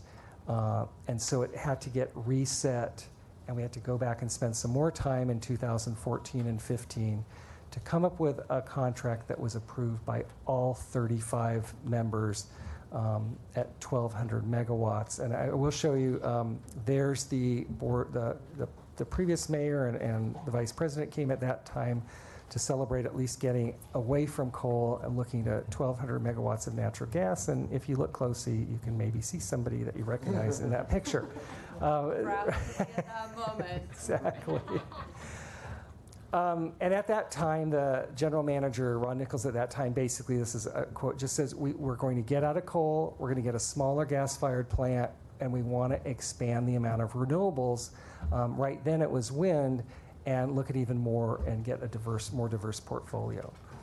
So the 2015 IPP repower project, so what was that? It was the 1,200 megawatts of natural gas, and these are always done in 2 units. So it's and there's reasons for that. I'll get into it in a moment, but unanimously approved by all the governing bodies in LA in the summer of 2015, approved by all the other 34 members of the overall project. Binding contracts became effective in January 2017, which means that 1,200 megawatt power plant, all 35 members agreed to. And I will say right here, there were 36 at the beginning, and it moved to 35. So I'm just using 35, and in full disclosure, there was an extra one early on in the process. But 35 agencies all agreed to those binding contracts. A 1,200 megawatt unit is moving forward. There was a question at one point of, well, what if LA withdrew? It would be billions of dollars of liability for customers, because it's not only would we be sued by all the others to provide transmission and generation needs, but we're also the operating agent, which places a higher responsibility on us to move forward with a contract that we've already signed and committed to. The contract extends from 2027 to 2077, and that 50 years sometimes makes you draw a breath. The 50 years was not entered into because of the natural gas unit. It was entered into for the transmission access. So we can guarantee 50 years of transmission to bring renewables to LA. Again, we've got the two 600 megawatt units. By the contract, groundbreaking has to start on or before January 1st, 2020, which is basically 18 months away. And it's got to be operational and in service by July 1st of 2025, which basically means it has to be finished in 2024. And then it needs to spend a number of months, because there's going to be a lot of testing and operational efforts that need to happen before it can go into service. The 2 coal units, because we will have funded the 2 natural gas units, rather than turning the coal units over to someone else and allowing them to continue to be operated and burn coal, those units will be decommissioned and torn down. We had very few comments, but at those meetings, we only received supportive comments. So what's the new entitlement? So the entitlements show that about 65% of the project will be provided to LADWP, and taking it up to almost 80% from California participants. And then you can see Utah has about 21%. What's really important, and I just need to be really blunt here, when this was put in service, all the other utilities look at LADWP as kind of the big gorilla in the room, and they set it up so LADWP could not unilaterally control the project. I will say I've been involved in the project for 25 years, representing a different utility, RACO for 15 years, and sat on another side of the table. And if this project's moving forward, it's a project of 35 participants, not LADWP and everybody else. So literally the voting was specifically set up in the old contract, so it required LADWP and Anaheim, or LADWP and Riverside, to make agreements on funding and moving forward. In this contract, it's essentially all the California participants, and even if they are voting yes, Utah can override, because it's Utah's state, and Utah wants to make sure they have some control over what's going on in their state, have said it, so they can override anything that LADWP puts forward. And it's not unreasonable, because again, you can't have a joint partnership with one person able to control everything. It has to be something that the majority want and wants to move forward with, and that everybody agrees is the right thing to do. So there was a lot of public outreach to go from the 1,800 megawatts of coal to 1,200 megawatts of natural gas, and this shows literally from 2011, that being the effort, right through 2017 when we brought this forward. So the contract was finalized in January of 2017. And here's where here's where it just gets, I'm just going to say, kind of interesting. Required 8 years to obtain the unanimous approval of the 35 participants. So Reiko and I start talking in like May of 2017, go, we want to downsize this. We don't want that much fossil fuel. We'd like to push to try and get less fossil fuel and more renewable energy coming to LADWP and the city of LA in Southern California. We had no leverage, no power, nothing but our personal relationships of a couple decades to go up and ask for that. And so we went in August 17 and met with the IPA board. And basically it was like 80% begging and 20% being pushy. I think Utah would say those percentages were reversed, but we said we want to look at a lower level of repowering. And in the contract, there's something called the alternative project. And the alternative project by the IPA law team is you could reduce the size of the generators. That's it. In fact, when we went up there initially, we just said we want to look at reducing this and adding more renewables to this specific contract. And they said no. They said, we'll look at downsizing the project, but we will not look at adding renewables to this contract because there's something that's put forward called segmentation, which means in the future, there are subsets that can be created to build and construct other projects. They said if you want renewable projects, you can do that eventually with whoever wants to participate in it, but we're not going to change this contract. The only thing we'll consider is downsizing the units. And so we walked out of there, go, wow, that's great. And we continued to meet with them and essentially did this confidentially because we just didn't have any leverage to force the issue, but Utah did want to meet the needs of LA and all the other California participants. So I did in October kind of mention, hey, we're looking at that, but again, in October, it was no more still a discussion at that point. So we had some more discussions and essentially came to an agreement in April that 840 megawatts is something that could be supported, the reduction of 30%. And this shows you then the generation percentage. But because STS is 100% funded by California participants, we get a higher proportion of the transmission line than we need. Now let me explain that. So you can see LA DWP gets about 65% of the generation, but they get about 82% of the transmission line. So if we took the full amount of generation at a given point in time, we'd have 544 megawatts, but we'd have almost 2,000 megawatts of generation that we could use to transport renewables. And so that shows those different amounts. Now, why 840 megawatts? Because it's a great question. So there was an engineering study. The IPA agreed to fund a study by some of the top engineering firms, and there was a leader, but there were also several consultants who were expert DC transmission engineering consultants. They came back with a study, and these things on the right are called thyristors. So I'm not an electrical engineer, but I went on Wikipedia to see what they were, and after the first paragraph, I had no idea what they were talking about, because it's really complicated. But essentially, these keep a minimum flow along the DC lines. It's like you have to keep the flow on to a minimal level to ramp it up and down quickly and be able to send energy down the line. And they require about 10% of the line rated capacity, so there needs to always be about 240 megawatts of power at any time, 24/7, 365, in order to access the renewables and bring them down. So they said we needed, because you use 2 units, you have to plan the system to operate with 1 unit out for maintenance. So you get down to that 840 to a 420 megawatt unit. Then you look at what do you need for the minimum level, and then we also have to look at what do the other 34 participants need. And that need got to where you needed to have 840 megawatts to meet the needs of the load, the needs of the line, and the needs of all 35 participants. And it said you could do between 800 and 900, but we got to 840 by asking everybody, what do you need? And this saves about 360 to 400 million by dropping the size of the plant.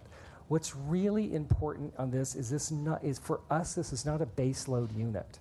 It is going to have to run to meet the minimum needs when those needs are there. But it is not a base load unit for LADWP. It is meant to ramp up and backfill the renewable resources. This is another thing. Again, a little complicated slide, but the message is so important that I want to show it. So there was legislation in California over a decade ago that said all the utilities have got to drop their emissions to 80% below their 1990 levels by 2050. So the top line is the 1990 emission levels, the top brown dotted line. The bottom dotted line is the 2050 goal of 80% below 1990.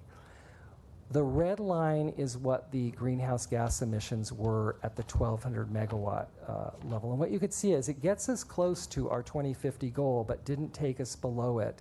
And it would work towards that by 2050. But with reducing the size of the repowering to 840 megawatts, we literally hit that 2050 goal in 2027. And it's essentially, a generation before the goal is supposed to be met. 23 years, we meet that level and are 82% below the 1990 levels in 2027. So it's amazing. And truly, the goal of all this is let's get greenhouse gas emissions gone as quickly as possible. And I think this is fantastic. So what happens with the reduced repowering? So the members and the IPA board has to vote to reduce the repowering from 1,200 to 840 megawatts. And they wanted to do it in May because they meet quarterly, and it needed to be deferred because they need essentially everybody to agree that it can go down to the 840 megawatt level. And so they've moved it to August, but when I say we have to bring forward that motion in August, or there's not going to be enough time to construct the plant. All of our peers in Southern California said when LADWP's board approves it, we'll take it to our governing bodies, but we're not going to do it until LADWP votes, because they said we want to be certain that there's support from the largest entity before we all take that agreement back, because they've already done it once before for the 1,200 megawatt, and they said we're not going to do it again until we know that you're serious and that your board supports this. And some of the Utah participants are the same way, so they're waiting on us. We could vote to support this when we go to the IPA board and say, yes, we support it. One other agency, if they don't vote to support the reduction, can eliminate this being reduced. But in all our discussions, we've got 100% support by all the other participants verbally. And some of the Utah organizations have gone forward and approved the reduction, but some of them are also waiting for us to approve this here. Again, as I said, we can't unilaterally control how this project moves. What's some of the benefits with these two smaller 420 megawatt units? They're called advanced class natural gas combined cycle, and in the report it's NGCC. These smaller units are very specifically designed so that they can integrate with renewables. They have more flexibility, efficiency, and better emissions. And what does it mean? So we put the load profile on the right, and it's really important. So and that's a 24-hour day, starting essentially with the first hour on the left, moving to the 24th hour on the right. And what it shows is that during the day, the need for these units significantly decreases because we got power from wind and solar that are really creating a bunch of power during that time of the day. But starting at about 3 o'clock, as some areas the sun goes down at 3, the farther north you go, and wind tends to start, in many places, starts falling off in the afternoon, we have to ramp up natural gas significantly because the peak times of use have essentially moved to about 3 p.m. to 7 p.m. That's when power's maximized. People come home, turn on their air conditioners, turn on their lights. It's either lighting and the electric part of heating in the winter, or it's air conditioning in the summer that tends to drive that the mostly. But as renewables are decreasing and declining, we have to significantly ramp up to meet customer load. And so this is the projected utilization over the next several years. as technology changes and energy storage occurs, this will change. This is the beginning of what is commonly called the duck curve, and I won't go through all that now, but you can see it's kind of shaped like a duck. So this also just shows the current generation and transmission availability, what the contract was proposed and what it will be if there's a vote to support the reduced repowering. Going from the 1,800 megawatts of coal to the 840 megawatts of natural gas would reduce greenhouse gas emissions by over 80%. Here's the timeline. I told you we are under a time pressure. The top item is you just have to file a compliance with the CEC that this complies with California laws. Then you can see we spent about a year working with the board to try to get them to say yes, and then get the engineering study done that could show it could actually work.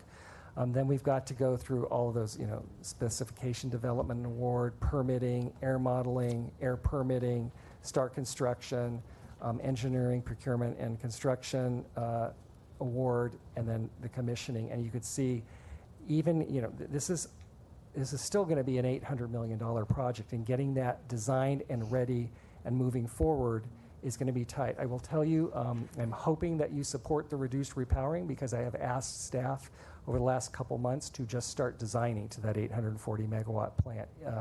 If for some reason it didn't occur, we can ramp back up to a 1,200 megawatt plant if we had to. It'd be even more tight, but I'm hoping there's a support for reduced size. So one of the things being involved in rates for 25 years, one of the things that pushes rates is we've invested in a power plant, we've got the debt to pay off, and at the end of the debt, we've got to wait till that point before we can change the rate. So why don't we add an alternative for LADWP here and try to finance the generating units at the first part of the debt, and let's say it's 30-year bonds, so let's finance these units over the first 10 years and transmission over the last 20. And what that allows is those units to be either downsized or turned off earlier than the 30-year debt. It basically provides the flexibility of and some of us may be here, but future staff and boards to say, you know what, we want to turn off our portion of those power plants. And once they're turned off, unless the board changes their mind, they can't be turned back on. And in fact, you can't then sell your share to somebody else so that someone else can emit fossil fuel greenhouse gases if we choose not to. So it gives us that ability to do that. Furthermore, staff is looking at can they pick units with a technology that allows us to easily switch from, right now it would look like natural gas to hydrogen, which isn't 100% fossil fuel, but their emissions are 80% lower than natural gas. Can we look at a transition in some sort of combined power mix? So we're looking at those. There's one that we're tracking in Japan that's 30% hydrogen and 70% natural gas. Not ready for full implementation, but we're looking at how we can accommodate future technologies at the least cost to reduce greenhouse gas emissions. This just shows the detail of that table I showed earlier, where we go on the left targets, the targets on the right, but it shows that there's different components: wind, solar, storage, geothermal, small hydro. One of the alternatives that we're looking at, one of the new technologies, is what's called compressed air energy storage, and it's just by chance that the site is on top of some very large salt domes. And what we could do is use those domes to store compressed air, that when there's excess energy, as you could see, the goal being, long-term goal is being solar and wind, as that is overproducing during the afternoon, you compress air into an underground tank, and then as wind and solar die down at the end of the day, you use that compressed air to come back out and run a generating unit. We're looking right now, it's an ideal site for doing that. We're looking at a potential pilot project. We issued an RFP again through SCAP because we'd like to do this as a joint project. And we're reviewing several different responses to see if this could work. So it's CASE, looking at several different alternatives from CASE. And we know for sure at least 2 other of the Southern California utilities would consider joining us on that effort and using that technology. So the potential would be it would be a pilot, and then if it worked, it looks like there might be 1,500 to 2,000 megawatts of capacity there in the long run, but we need to go through a test first. Again, if this reduction is approved, we'll include the reduced natural gas and the increased renewables in our 2018 IRP, or Strategic Long-Term Resource Plan. We'll include some of that transmission assessment of the new available renewable resources, and we'll continue with the once-through cooling study, and then the 100% renewable alternative will be included in this study as we move forward and get a final report there. Besides generation, the most, everybody's heard this, the cheapest megawatt is the megawatt you don't have to build. Demand response is a huge component, and demand reduction of our integrated resource plan. So what we're looking at is an additional $100 million that we would budget over the next 5 years. We would initially target low-income renters in multifamily housing, and why that is one of our hardest to reach customer segments to help them reduce their demand. There's a lot of programs you can make for a single-family homeowner. There's a lot of programs you can make for businesses, but for our customers, of which about half are renters that don't control their building envelope, it's hard to get programs that they can participate in to the level that other customer segments can participate in. So this would really improve equity. And what we'd look at is insulation, appliance rebates, and light bulbs. So if you're a renter, once you've essentially got a low power use fridge, low power utilization air conditioner, energy efficient air conditioner, if you're in charge of buying your air conditioner, and light bulbs, there's not a lot more from an electric standpoint that you can do, but what we can look at is insulation. Insulating a home significantly reduces the amount of energy used, both natural gas for heating in the winter and electricity for cooling it in the summer. And it frankly provides the most cost-effective savings of any other program. So what I've asked staff to do, and they're looking at right now, is how we might be able to go into a multifamily unit and create an insulation program with the shortest payback possible, minimum cost, if at all, to the landlord, no cost to the participates, and that demand reduction helps all of our customers because it reduces that peak megawatt that we have to purchase. Furthermore, we've got a training program called Utility Pre-Craft Training that we work locally with IBW, and this would hopefully allow us to train more UPCTs to learn how to do insulation installation and create job training and more local jobs. Increased solar, we'd like to look at a $10 million increase in shared solar. That pilot is being brought to you in late fall of this year. Again, targeting areas with low solar penetration, which also tend to be areas where we need greater equity as far as solar programs.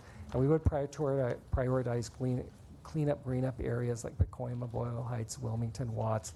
Here's the justification for that. You've seen this before. The darker the color, the less penetration of solar. And it's, again, beneficial for all customers because it provides distributed generation across all circuits on our grid if we can focus solar in those areas that have less solar presently. General Manager Wright, Yes, ma'am. Just a question on the 2 previous slides. To be honest with you, when I first joined this board, I stated concerns that the ratepayers were subsidizing buying new refrigerators for certain families, offering light bulbs. Now that I'm more educated, I understand the win-win of providing this investment to lower socioeconomic groups. The one thing that has not been answered sufficiently, in my opinion, is how do we go about buying these LED light bulbs and these efficient energy refrigerators to such a wide customer base? Because I do think that our general ratepayers deserve to know that the procurement is one that is transparent, that is competitive, and that we are not conducting annual deals with certain vendors. Sure. So to meet our energy efficiency and demand reduction targets that we're required to meet, part of that is by reducing the demand for all customers through offers. And like the light bulb, when we distribute light bulbs to all of our customers, that is for them to put in, and we have to do that to comply with state regulation. And also then we look at the refrigerators to low-income customers. All of those are done through a competitive bid process, and then they're evaluated and determined who meets all of the requirements, just like any other competitive bid. And Gwen with supply chain will go through all of that with our staff and make sure that we meet all regulations, that it's competitive, and it goes to the lowest bidder that meets all the requirements that we have. Yeah, no, I totally understand and support the global vision of this. I just want to make sure that the procurement process is very transparent, because we are buying thousands and thousands of refrigerators and light bulbs. And so I want to make sure that we get the best deal for our ratepayers. Certainly. So the next item is virtual net metering, and virtual net metering is essentially how, if you don't own a single-family home, how can you essentially conceptually put a plant on a solar generating unit on your rooftop, and you only own part of it, and you essentially get to take the excess power that might be generated during some months and bank it for future months when you would need it. This is a billing system challenge. We've been here before. Our current system is not written to do that. We're billing people correctly, but we are still improving the writing on that billing system, the code, if you will, and meeting court-ordered mandates that take a priority. But we are going to start a pilot program in 2019, so we can look at virtual net metering on the rooftop of the home, remote, maybe a combination, but that we'll develop that as part of the program, but definitely looking at putting rooftop solar on the roofs of the renters in multifamily housing, so they can take advantage as if they owned a percentage of that rooftop solar. So just to clarify, this virtual net metering pilot program will be in basin, not the intent is to have it in basin. We need to look at some of the cost of how to do that, and it might, maybe we'll have a little bit of remote, but the goal is let's put on the rooftop of the person that lives in the building below. That's the primary goal. Last slide before the recommendations. So some significant items. 100% renewable study is still ongoing. That'll be finished and finalized in 2020, and I know you had the update at your last meeting.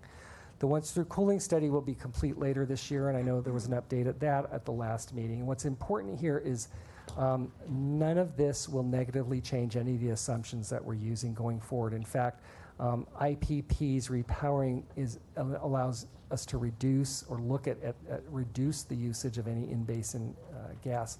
Without this project, without STS, we can't meet our renewable goals. And because it's a joint project, we can look at all the other California utilities and see if there's joint aspects that we'd like to all participate in next year, 10 years from now, 30 years from now. And when I look at this, so I want to kind of close this. I look at this picture, you know, I know, like every child, this kid, the very next thing out of his mouth is going to be to the people in the front seat, are we there yet? We aren't there to 100% renewables. Right now, we can't, the technology doesn't fully exist, but you know what? This is one more step to get 5% towards renewables. We aren't there yet, but we're a lot farther than we were a few years ago. And if we have the reduction, the repowering, we'll be farther than we were yesterday. We still have work to do. We still have to get there.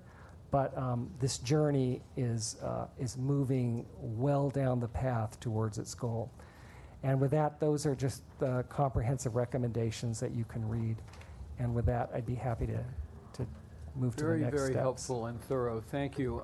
Before asking for Commissioner questions and comments, I understand we have 7 speaker cards. So why don't we hear from them? Okay, Let me also, one quick question for the speakers.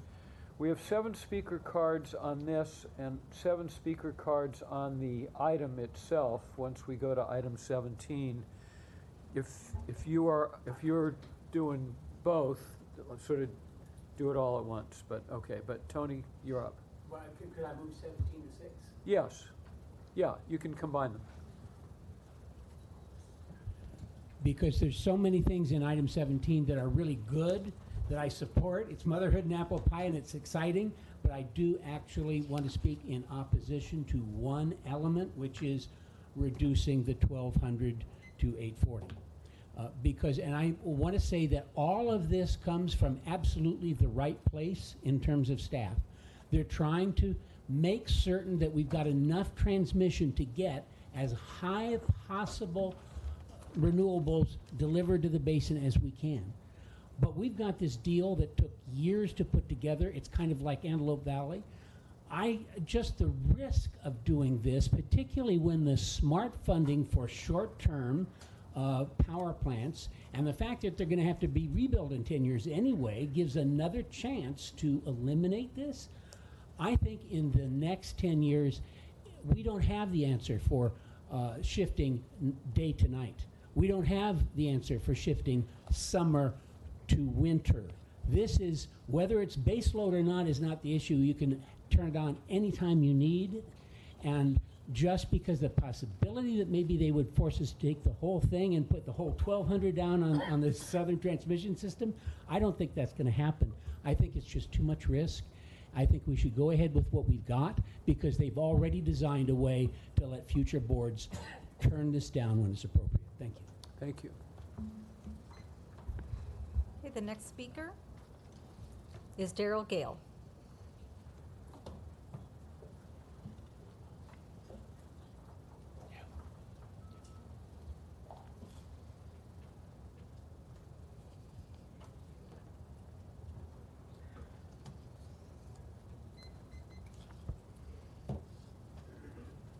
Daryl Gale, a downtown resident, and I want to talk about methane. I'm sick of breathing it in excessive quantities. I took the electric dash here, but while waiting for the dash, it's one of 2 dash lines that are all electric, which I commend them for. I still had to sit there, or stand there actually, and breathe in excessive emissions from hundreds and hundreds of cars and lots of buses. In Southern California, our air quality has never, ever, ever been in federal compliance. This is not something to be happy about or proud of. So, you're telling me now that we're contractually bound to get another methane plant. I realize the staff has really done a lot of work on this. And even though it's a smaller one, I'm not happy about that either. 2 years ago, Aliso Canyon added 100,000 tons of methane into our atmosphere. It's toxic to humans, and all it does is accelerate our global warming problems. I don't understand why we can't be more like San Diego, who was just approved for a large battery storage facility by CPUC. I really hope we can come to some kind of mutual agreement and get away from methane because it is not natural. Thank you. Thank you. Okay, the next speaker is Andrea Leon Grossman.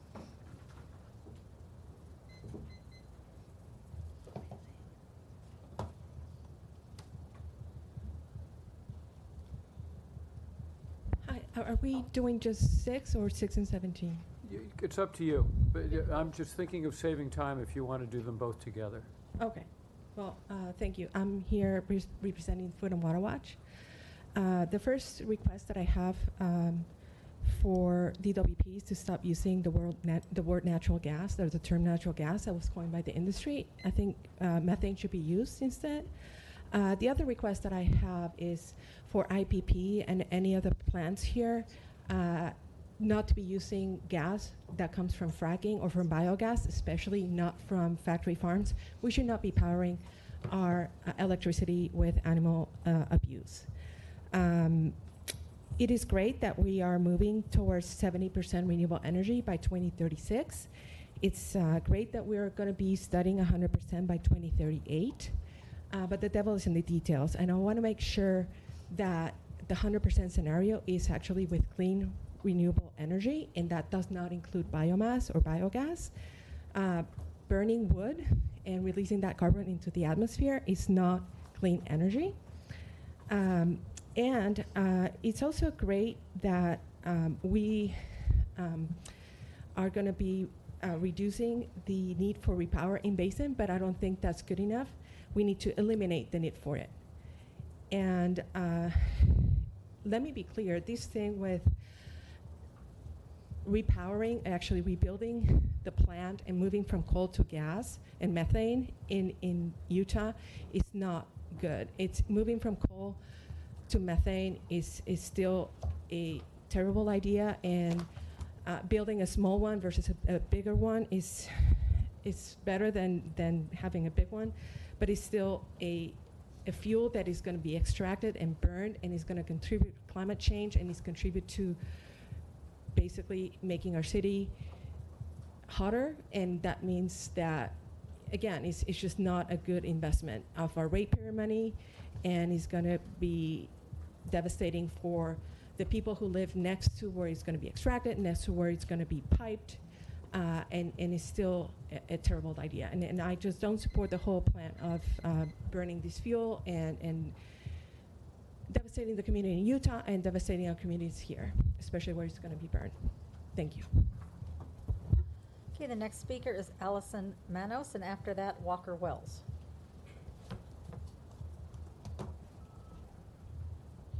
Good morning, commissioners.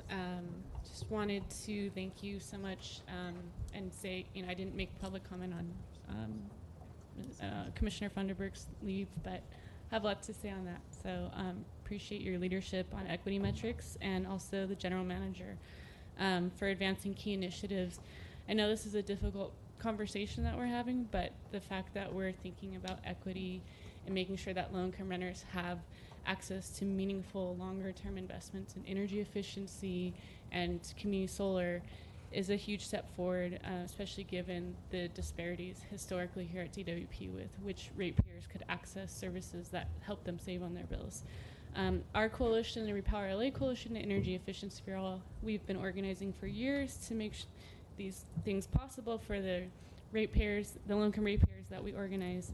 And we're heartened to see that the energy efficiency expansion would create further UBCT opportunities, which are life-changing living wage opportunities for people who have had convictions and other economic barriers. And just to be clear about shared solar, that this is a program that, we really appreciate that it's focused on the cleanup, green up communities. It's going to help grid resilience overall for all ratepayers and just make a public solar option possible that's trustworthy and something that low-income ratepayers can really economically benefit from. So these are all really important ways. We still have obviously a ways to go, but it's a really important ways that the grid will be cleaner long run in a way that puts those that are most in need up front first. We look forward to being a part of the implementation and program design for energy efficiency and community solar with the staff and yourselves. So thank you for that. Thank you. Okay, the next speaker is Walker Wells, and after that, Hillary Firestone. Okay, good. I think it's afternoon. Good afternoon, commissioners. Walker Wells with Global Green. We're a national urban sustainability nonprofit headquartered in Southern California. We've been at this work for over 20 years. I have a long history of working with the department on energy efficiency, promoting renewable energy. All of this are like phenomenal steps forward in moving towards these renewable goals. I'm here to speak specifically to this topic of energy efficiency and energy efficiency in low-income housing. Global Green is both part of the LA Clean Energy Coalition, but I'm really here today focused more on energy efficiency for all and some of the things that Allison spoke to. So thinking of this as both a way to save energy but promote equity is exactly the right way to frame it. some of these upgrades in low-income properties may not pencil out or be as cost-effective as they may be in other types of dwelling units, but there is this incredible equity benefit in providing the access to efficiency to renters who generally don't have any power to impact their units. And then I would encourage sort of two things, that in looking at multifamily properties, there is a focus on low-income properties. There's, we can use Cal and ViroScreen and look for disadvantaged census tracts. There's ways to identify those places. And then secondly, there are great programs in place already. We don't necessarily need to make a new one. So there's the HYPE program, that also gives folks a way into, living wage and union employment. There's a statewide program that's funded through Cap and Trade called LIWIP in Blanca and California Housing Partnership are deeply involved in that program. These are machines that we can already use, and just inject this funding into to either expand their reach geographically in terms of numbers, but also the types of things that are included in them. So existing programs, this focus on equity, very important, looking at low income. And then just a small nuance. So we got down into the weeds on the strategies, light bulbs, appliances, insulation. Insulation is great. It's hard to insulate an existing building. I would hope that windows would be included in that list as well. It's not super easy to replace a window, but arguably easier than insulation. There can be other quality of life benefits as well. Thank you. Thank you. Okay, the next speaker is Hillary Firestone, and after that, Blanca de la Cruz. Thank you. And yes, Walker, it is afternoon. Good afternoon. My name is Hillary Firestone, and I'm here on behalf of NRDC and our 400,000 members in California, with tens of thousands of them being right here in the LADW territory. And so first I want to thank General Manager Wright and the Board of Commissioners, and a special thank you to Commissioner Funderburg for your work on developing the equity metrics and now actually using them. So I'm here specifically to talk about item number 17, and I think it was the slide with that really adorable family on it, and talking about those dollars being committed to energy efficiency in multifamily housing. The equity metrics have surfaced that low-income renters are paying monthly bills but not necessarily receiving the energy efficiency services offered by DWP. And we found major gaps in areas like Central Los Angeles and Boyle Heights, for example. And these lower-income renters are also hardest hit by the Los Angeles housing crisis. NRDC is part of a broad coalition with workforce, housing, and environmental organizations, many of which are here today, commissioned an energy efficiency potential study to really understand what those dollars can do. And the study found that the benefits outweighed the costs 2 to 1. If DWP annually invested $70 million through 2030, DWP would double its return on investment. That $70 million in return would see 25 to 35% savings across multifamily housing in LA, and in return, $103 million of annual savings for those renters. This proposal, LADWP's allocation of $20 million annually for the next 5 years, is an important and meaningful start. These efficiency investments will lead to numerous benefits that everyone here knows, including, most importantly, the bill reductions, improved health, living wage jobs, and to further support LADWP and the city's ability to achieve its energy efficiency, climate, and renewable energy targets. We're also supportive of NRDC with LADWP's $10 million commitment to shared solar and the virtual net metering pilot. So we urge you to act today to build on the utility and city's leadership and ensure that all Angelenos can benefit from these efficiency services. And we stand ready to work with LADWP to develop those programs. So thank you for your consideration. Thank you. Okay, the next speaker is Blanca de la Cruz, and after that, Alexandra Nagy. Good afternoon, Commissioners.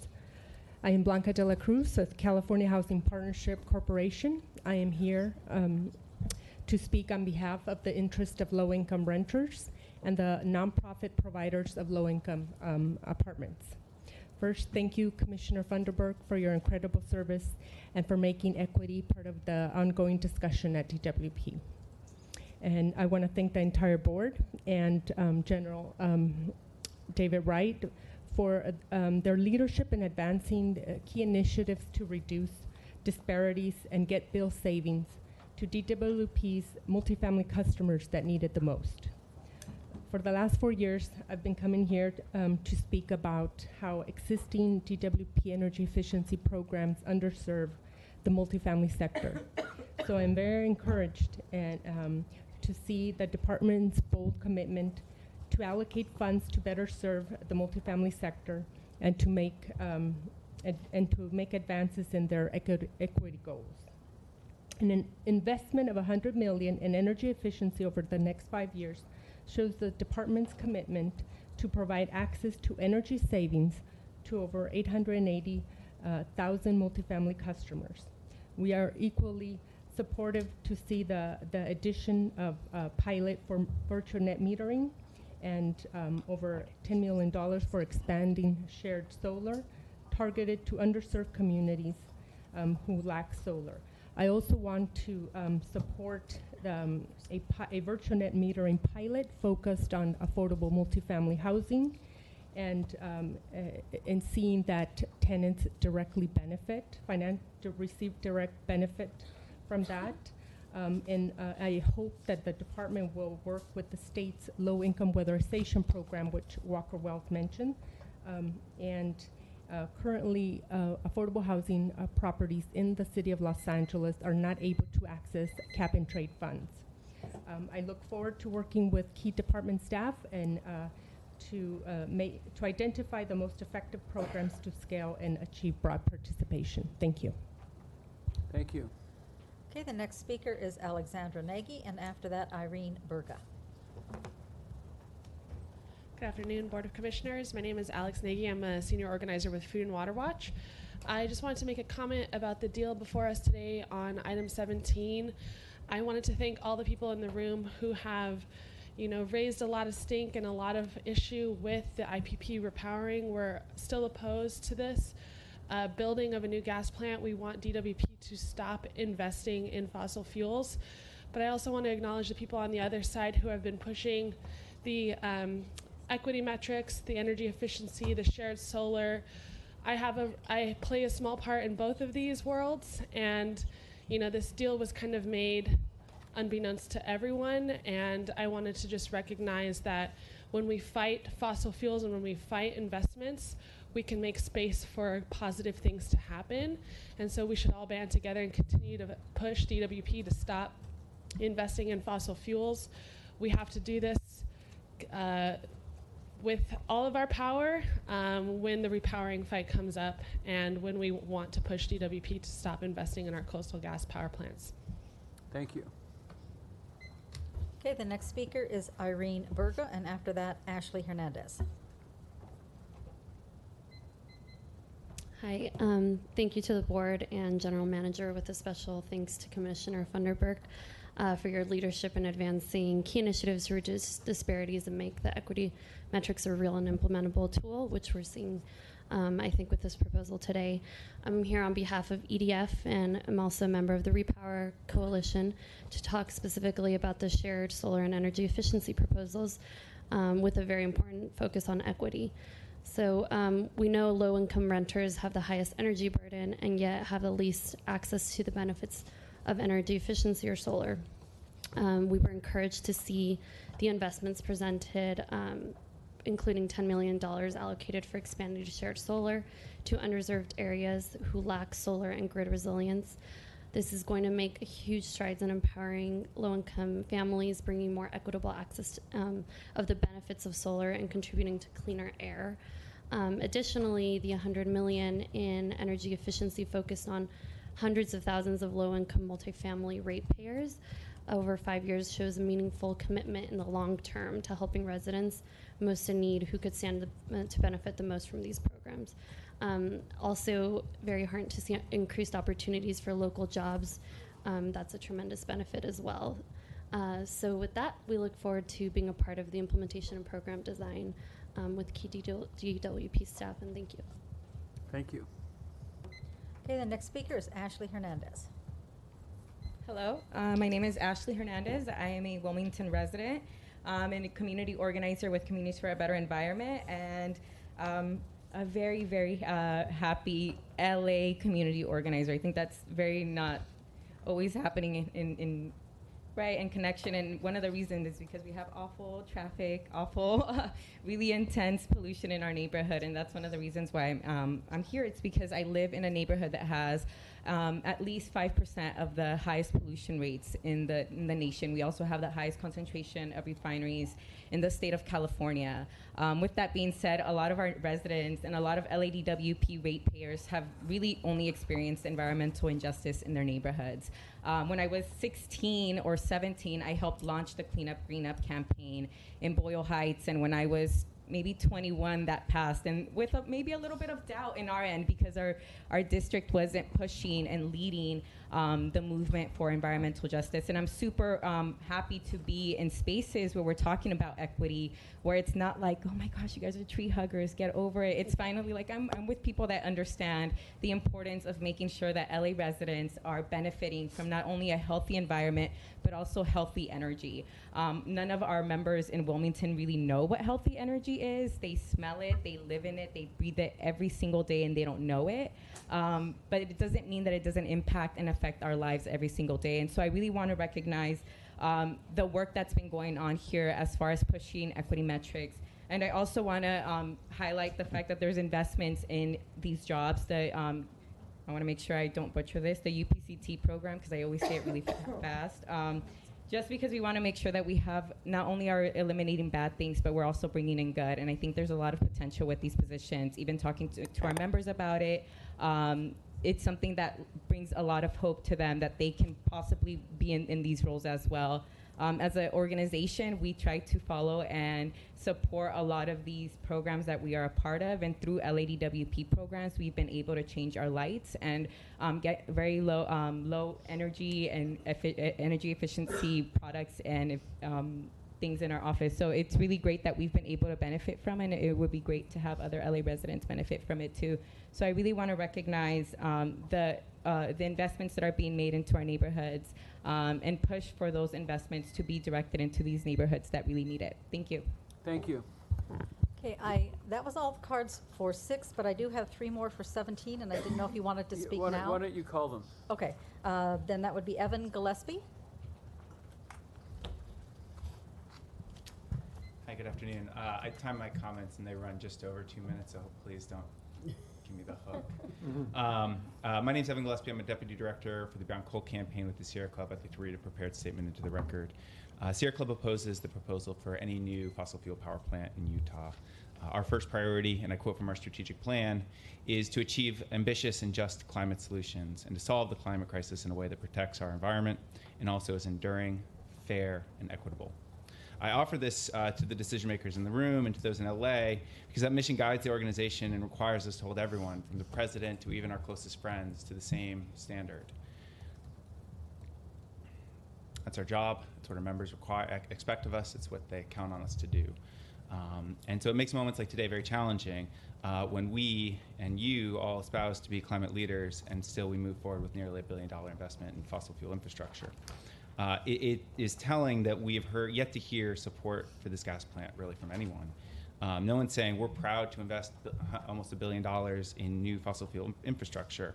No one's defending the plant. Instead, we've heard a lot about past commitments, hard politics, complicated governance structures, and a lot more. But it's hard not to look out to 2025 and wonder what those who inherit this decision will think. When this plant begins operation in 2025, I fear it will stand as a monument to our collective regret, that a reminder of the decisions that we made and the choices that we didn't give ourselves today. I think it also shows the utility has a long way to go in internalizing what it really means to lead on climate and equity. Solving the climate crisis requires that we rapidly undo the past decisions that are fueling climate change and then not repeat those same mistakes. And somehow this power plant manages to fail on both counts. We know the project is a mistake today, and yet we persist. It took a decade of really excellent work by this utility to unwind its contract with coal and to get out of coal. And now we're plunging into a new contract for more fossil fuel, for another fossil fuel power project. So much of our progress comes when we step back and we look at our actions and the status quo and we say, what we've been doing is wrong and now we need to change our course. And I fear that we're not doing that today. I want to acknowledge the work of many people in this room and outside of this room to help make this package better. The decision has changed over the last 4 weeks and we want to acknowledge that. But at the end of the day, we're investing $150 million in environmental justice communities, and we're spending $840 billion on a power plant. And I look forward to the day when this investment is reversed and we're spending that much money in EJ communities and less money in fossil fuel infrastructure. At the end of the day, this was a decision that required more transparency and a better process. Perhaps through collaboration, we could have gotten to a different place and felt differently about where we are today. We do need this utility to be great. LA is an inspiration to the world. You all are an inspiration to the world when we lead. And its leadership really does provide inspiration to the country, to the world, that we can get off of coal, that we can embed equity in our decision making, and we can find a pathway to 100% clean energy that comports with this climate science. What you do matters so much. You set the bar for everybody, and it's a huge responsibility. And we have to do better when it comes to the next decisions around our in-basin power plants. And so Sierra Club will be there. We'll be fully present in those discussions. We look forward. We hope to collaborate, and if we have to push, we will push to make sure that the city and the department follow through and navigate a pathway towards 100% clean energy. Thank you. Thank you. Okay, the next speaker is Daniel Kegel, and after that, Andre Ramirez. Hi. My name's Dan Kegel. I'm an engineer and part-time environmentalist. Climate researchers recently emphasized that we need to cut carbon emissions in half each decade and double renewable generation each 5 years to keep climate change within livable bounds. So I hate the idea of LADWP building any new fossil fuel plants, but I trust Dr. Pickle's analysis, and I'm convinced that the current proposal to downsize IPP is a fantastic way of making do with the cards we've been dealt. The DWP appears to be bending over backwards to get with the program, and I'm proud to support the proposal. I am also excited by the efficiency and virtual net metering efforts. As LA greens its energy infrastructure, it's crucial to leave nobody behind. Disappointed ratepayers upset with their bills can impede progress, and it's really good to keep everybody happy as much as possible. Thank you very much. Thank you. Okay, the next speaker is Andre Ramirez. Good afternoon. My name is Andres Ramirez. I'm here on behalf of Pacoma Beautiful and the Los Angeles Clean Energy Coalition. I want to commend the utility for the work that's been going on for the last four weeks in regards to this conversation around IPP. Bringing this conversation with renewables and putting us towards the future renewables is very important. It's something that's an important mission for our coalition. However, we are disappointed, and it feels it's bittersweet that the conversation comes through such a heavy investment into natural gas. Even if it's in another community, we feel that an investment into natural gas is a bad precedent if, as a utility, we're committing ourselves towards 100% renewable future. So as a coalition, we just definitely wanted to voice that concern, recommit our commitment to, push the utility towards that 100% renewable future, and making sure that it's done in an equitable fashion, that is fair, and that prioritizes EJ communities who have suffered the ill effects of our investment in fossil fuels for the decades that our cities have existed. Thank you very much. Thank you. Okay, that's all the cards I had for 6 and 17. Okay, so are there questions or comments by commissioners on? President Levine? Yes. Would it help if I made my short comments first? Yes, go ahead. In 2013, my office's comments on the coal elimination was that the Navajo conversion was undoubtedly economic, but there were questions about the economics of IPP. And I suggested at the time it may make sense to turn the IPP site into a hub for renewables and storage. I think what we're proposing here is the currently technically feasible approach for doing that.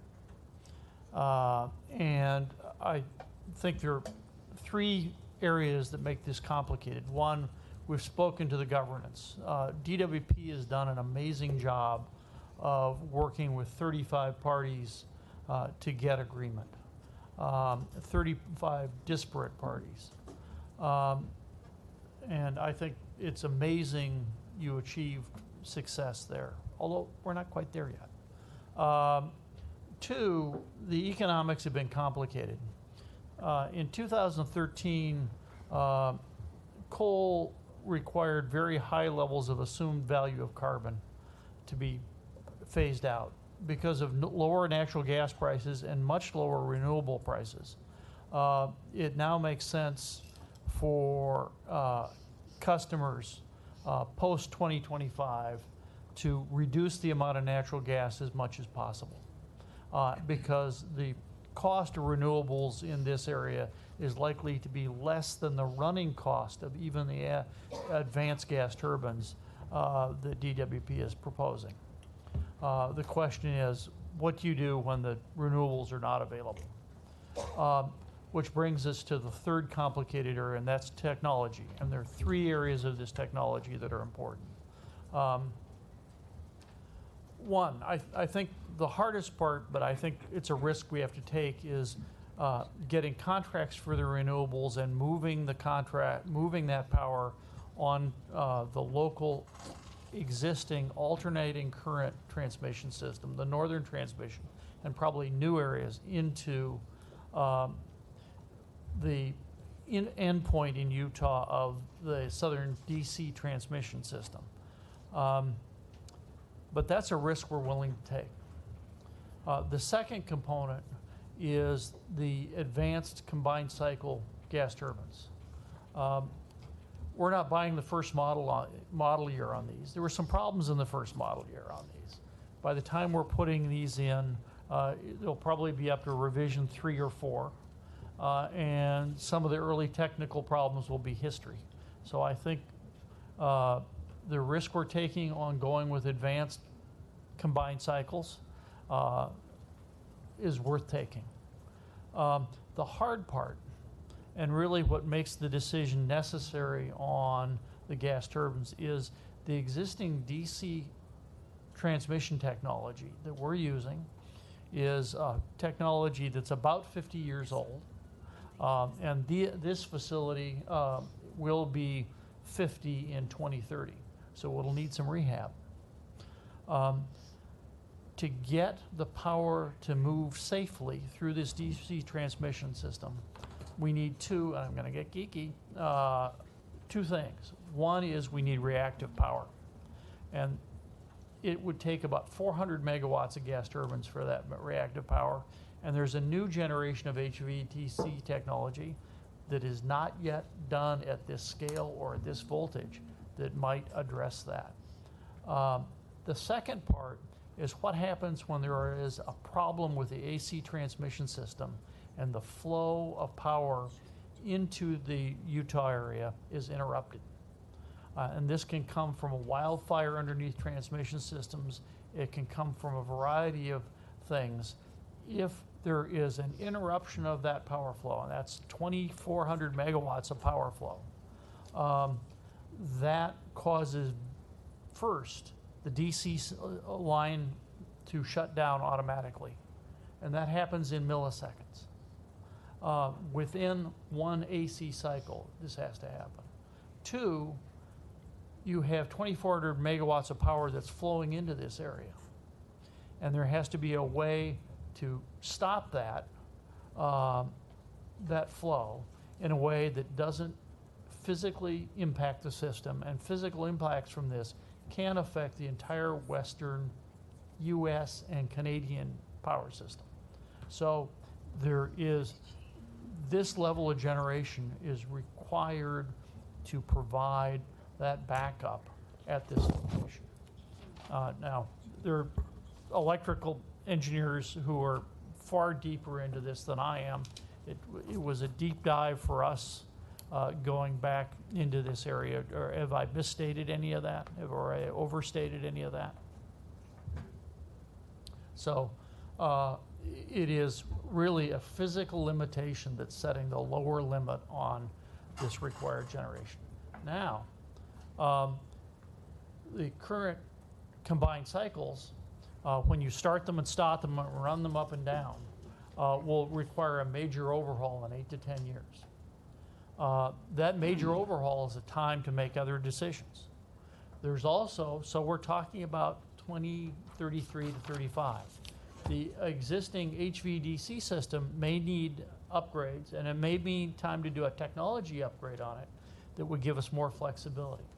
And renewables and other storage technology will hopefully advance and be cheaper by the 2030 to 2035 timeframe. So it's a chance to rethink and redo this economically. We're not wasting this money on these combined cycles. They're buying an option as we go into improving technology in this area. The first big step in understanding this is the NREL 100% renewable study. So I support moving ahead with this repowering effort. I'm not speaking to the other components of this, but to the repowering effort. And I think this is the minimum necessary, or this is the appropriate level of generation at this site at this time. Thank you very much. Commissioners, Commissioner Broad. Thank you. Thank you, Dr. Pickle, for your report. I appreciate that. And I have some questions for you. In your report, you have some cautionary notes. So are you suggesting that this is too speculative to reach for this long-term goal? You say that it's fine in the next 5 or 10 years, but your report says that in the long term, it's overly optimistic in predicting renewables. And for the 70% in 2036 and 50% in 2025. And that so that's that question. And then do you feel that the renewable technology target that we've set is realistic? I think the renewable technology target is a reasonable risk to take. Reasonable risk? Risk. What about the other things I asked you? I'm not sure. I said that, do you think it's too speculative to reach for the long-term goals? Because you said it's okay in the 5 to 10 years. The longer term, really the opportunity for new technologies or changes in technology in the early 2030s, it's a good time to take yet another assessment of how the technologies stand and move ahead with perhaps more renewables. We're not deciding our level of renewables for all time now, and this choice keeps our options open and allows us to move to higher levels of renewables post 2025, but we have the 100% study that's ongoing, and I don't want to prejudge the results on that. And we'll have time in the 2025 to 2035 frame to rethink what we do in terms of higher levels of renewables. And this site offers us the opportunity to do that and a location from which to do it. In your report on page 2, you say that it's not likely that DWP can predict commercial generation technology options that will be created more than 5 years in advance. The fastest starting and ramping fossil capability DWP can produce is relatively young and will provide only 8 to 12 years of service before it's likely to need refurbishment at major expense. The second paragraph says, it's not likely that DWP can predict commercial transmission technology options that will be created more than 10 years in advance. Industry standards for advanced automation of variable energy resources are undergoing rapid change, and this alters the character of what one would wish to produce for the future. So hence, that's where my question comes from, as what are your concerns but you've articulated concerns in the long term, and what I'm asking you is, are we overly optimistic in predicting renewables? No, we're not. The current generation technology has been redesigned in the past 15 years to be better at going up and down in response to the renewables. And it's possible that technology will improve even further, or it may take other forms, like new forms of storage technology. But that's not here yet.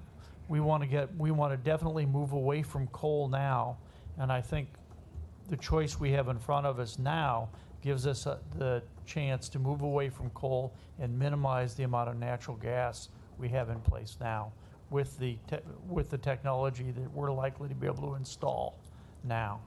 And the second component on transmission technology, the new HVDC technology has not been installed at the size or the voltage level, or is not installed and operating at the voltage level and the capacity level we have at IPP. And utilities hate to be first. I'm sorry, I didn't hear you. Utilities hate to be first, and we'd have to do two firsts at high voltage and high capacity to do that. We'll have a time window in the early 30s that might be a time to rehab some of these facilities to do that. So what I was saying is, while these limit what we can do now, they also create an opportunity to update this technology 15 years from now. All right, so then the renewable technology target, and you're saying is realistic? Yes. Based on? Based on the information they've provided on the queue of renewables and the scale of potential wind and solar development in the Rocky Mountain area, as documented by the DWP presentation. Okay, thank you. I had some questions, but I'll let the other questions. Commissioner, since you're departing, would you like to go first? No, go ahead. Okay. Since you're not departing, you no, we'll have to deal with this forever and ever. All right, so regarding your presentation first, thank you. This is definitely very exciting to see that we're moving towards a much more renewable energy future. Can you walk me through a lot of these resources that you spoke about? I feel are coming from out of basin because they're being obviously open because we're going to have the transmission lines to do so. But I'm especially interested on hearing how are you planning to, when the moment comes and when more renewables come from that area, how are you planning to also distribute those in basin for customers in Los Angeles? Is that something that you already have, or? So part of what staff is doing right now is looking at our entire transmission and distribution system. Transmission being the major lines that can import power from outside, then distribution, which is what takes it down to the individual customer and neighborhoods. I do have a concern about the local distribution system being robust enough to distribute all the renewables that we would need and provide essentially the backup so that there's an alternative distribution route and an alternative route for that. And staff is right now looking at that so that we can come back in the fall to a presentation to the board to show transmission constraints that are I should really say, it's more distribution constraints. It's in the local basin. Because I think that's an important thing. And in fact, I think that's something that the board and the community and everybody in this area needs to band together so that we can make sure we can get all the transmission and distribution in place that we need in time to bring renewables to the LA basin. Okay. If we don't improve our transmission and distribution system, we will not be able to get to 100% renewables because there'll be no way to deliver it to customers. Okay, thank you. And on regards of these communities that you have identified as low penetration, solar low penetration areas, I want to make a recommendation and I want to ask a report back from staff. I would like to see in the next, in 90 days, a report of feasibility and a study or a plan pilot to a feasibility that will include a plan for these pilot projects that you're planning to deploy to bring more preferred resources. And what I would like to staff to look at is how we can do this in combination. So solar, energy efficiency, energy storage, and others, not just in Watts, Wilmington, Pacoima, Bow Heights, which I think is some of the regions that you have mentioned, but also in similar situated areas. I would like also for staff to look at the Equity Metrics Data Initiative as a lens to really allocate or look at this feasibility. I think there's a lot of good visionary goals here. I'm looking forward to see a plan. And I want to see, as I said, I want to see the staff reporting back on how they're going to do it.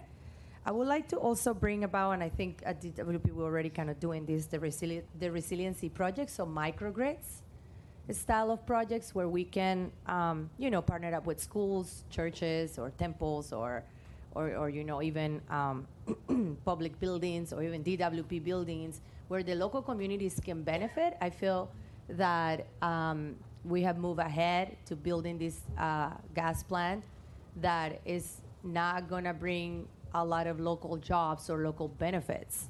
And I want to figure out how we can utilize the opportunity of bringing all of these renewables here to continue bringing local benefits to the local economy, including jobs. And I think you have spoken about the UPCT program and how we can make it stronger and bigger. So I would like to definitely see how we can figure out a way to bring more local benefits here, more economic local benefits. And the community solar, I want to recommend staff, and I would like to also see a report, and I don't know if this fall under what department this will fall the jurisdiction, but I want to see a partnership in which we can outreach more folks that can benefit from the shared solar program and the community solar. I was heartbroken to see, I think 2 meetings ago, I read a report around community solar and shared solar, and we have 3 people with installations done, and I don't want to see that anymore. And I would like for us to partner up with other CBOs, community-based organizations, other organizations that are, a lot of them are here, to figure out how we can really deploy the $10 million that you are allocating extra for this program to see it as success. I want to see a successful program, and if we have to, and I think staff are really looking at how to make it better and more that really relates to the experience of people in Los Angeles. But I definitely want to see a partnership with organizations that can help us deploy and with the procurement and really getting it out there in communities.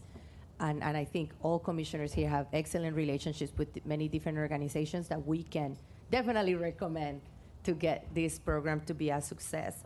And lastly, for virtual net metering, I'm excited to see that we have over 3,000 megawatts of renewables coming from that region, and if I could jump a joy right now, I would, but I'm not gonna bore you with that.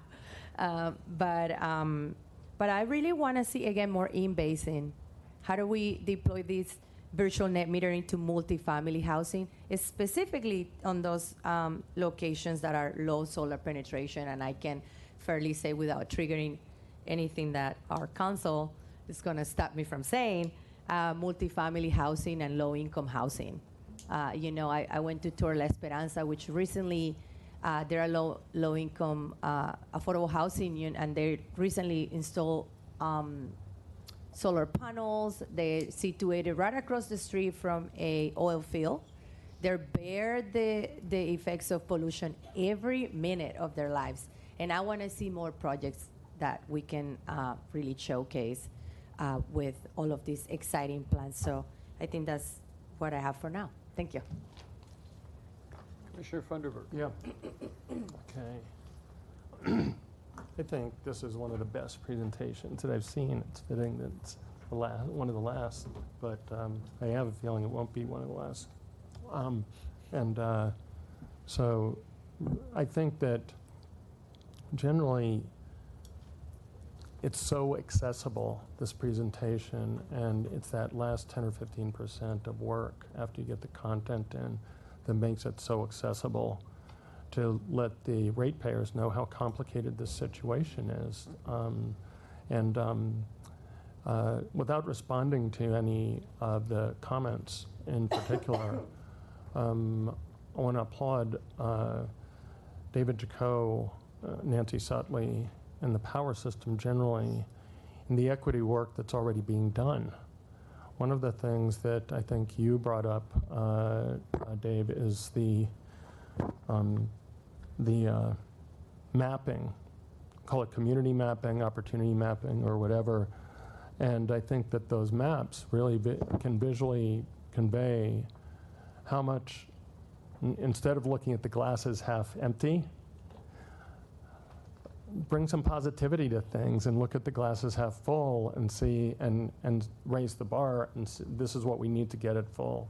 So I don't want to take away from the work that staff have done, kind of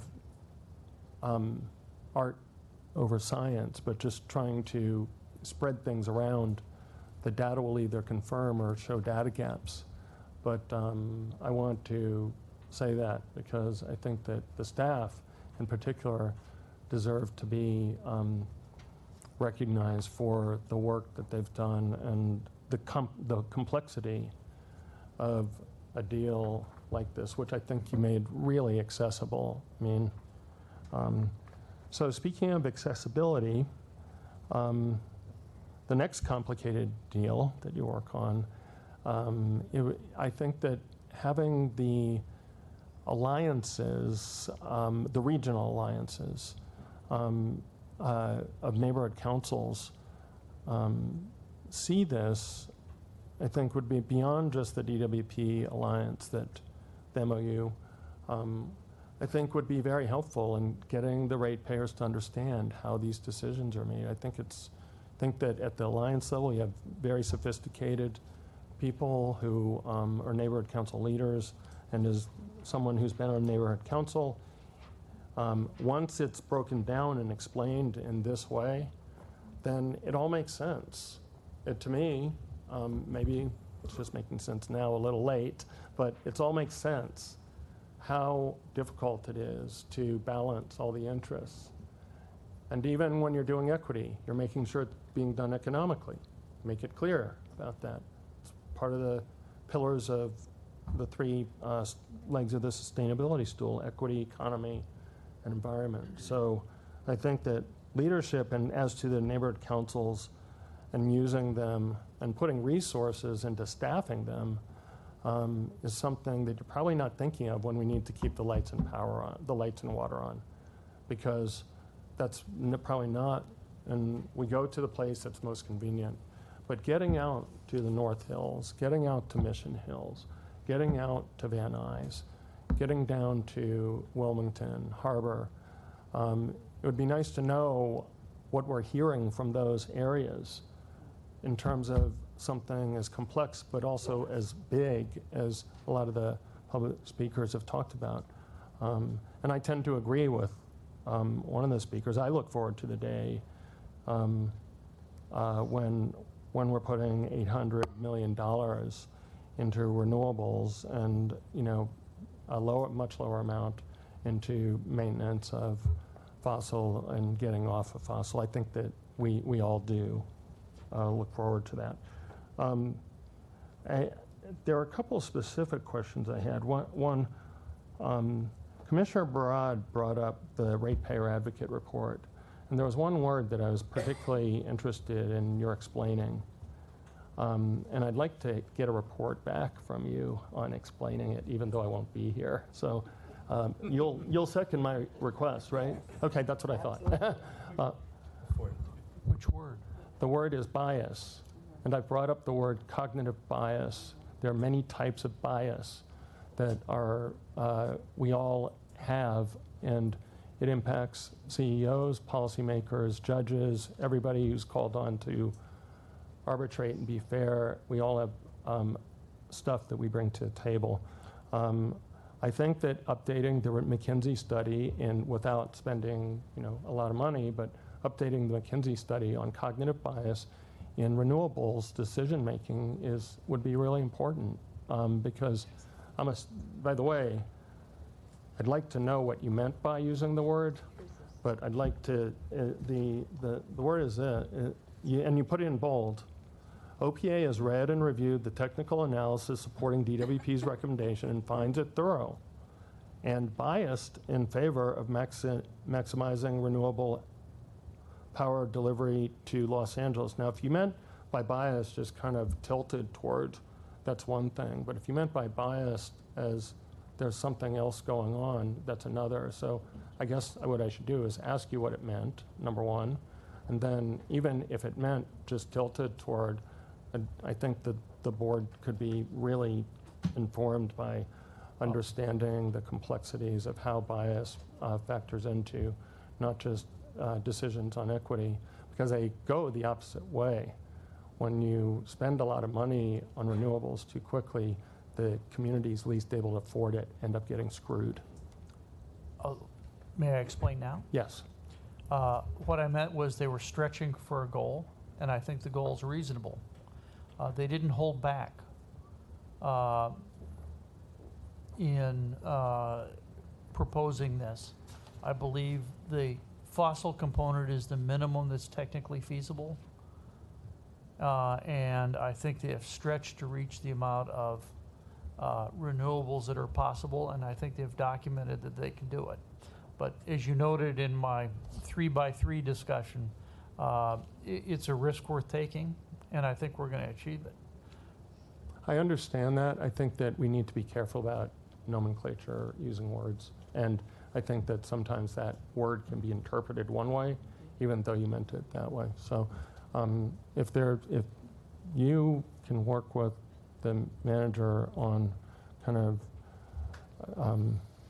getting something in the commissioner's file on the not unconscious, but cognitive bias issues, that would be appreciated. Yeah, Jill, did you? Well, it could have said leaning in favor of. I think the word bias connotes something. Yeah.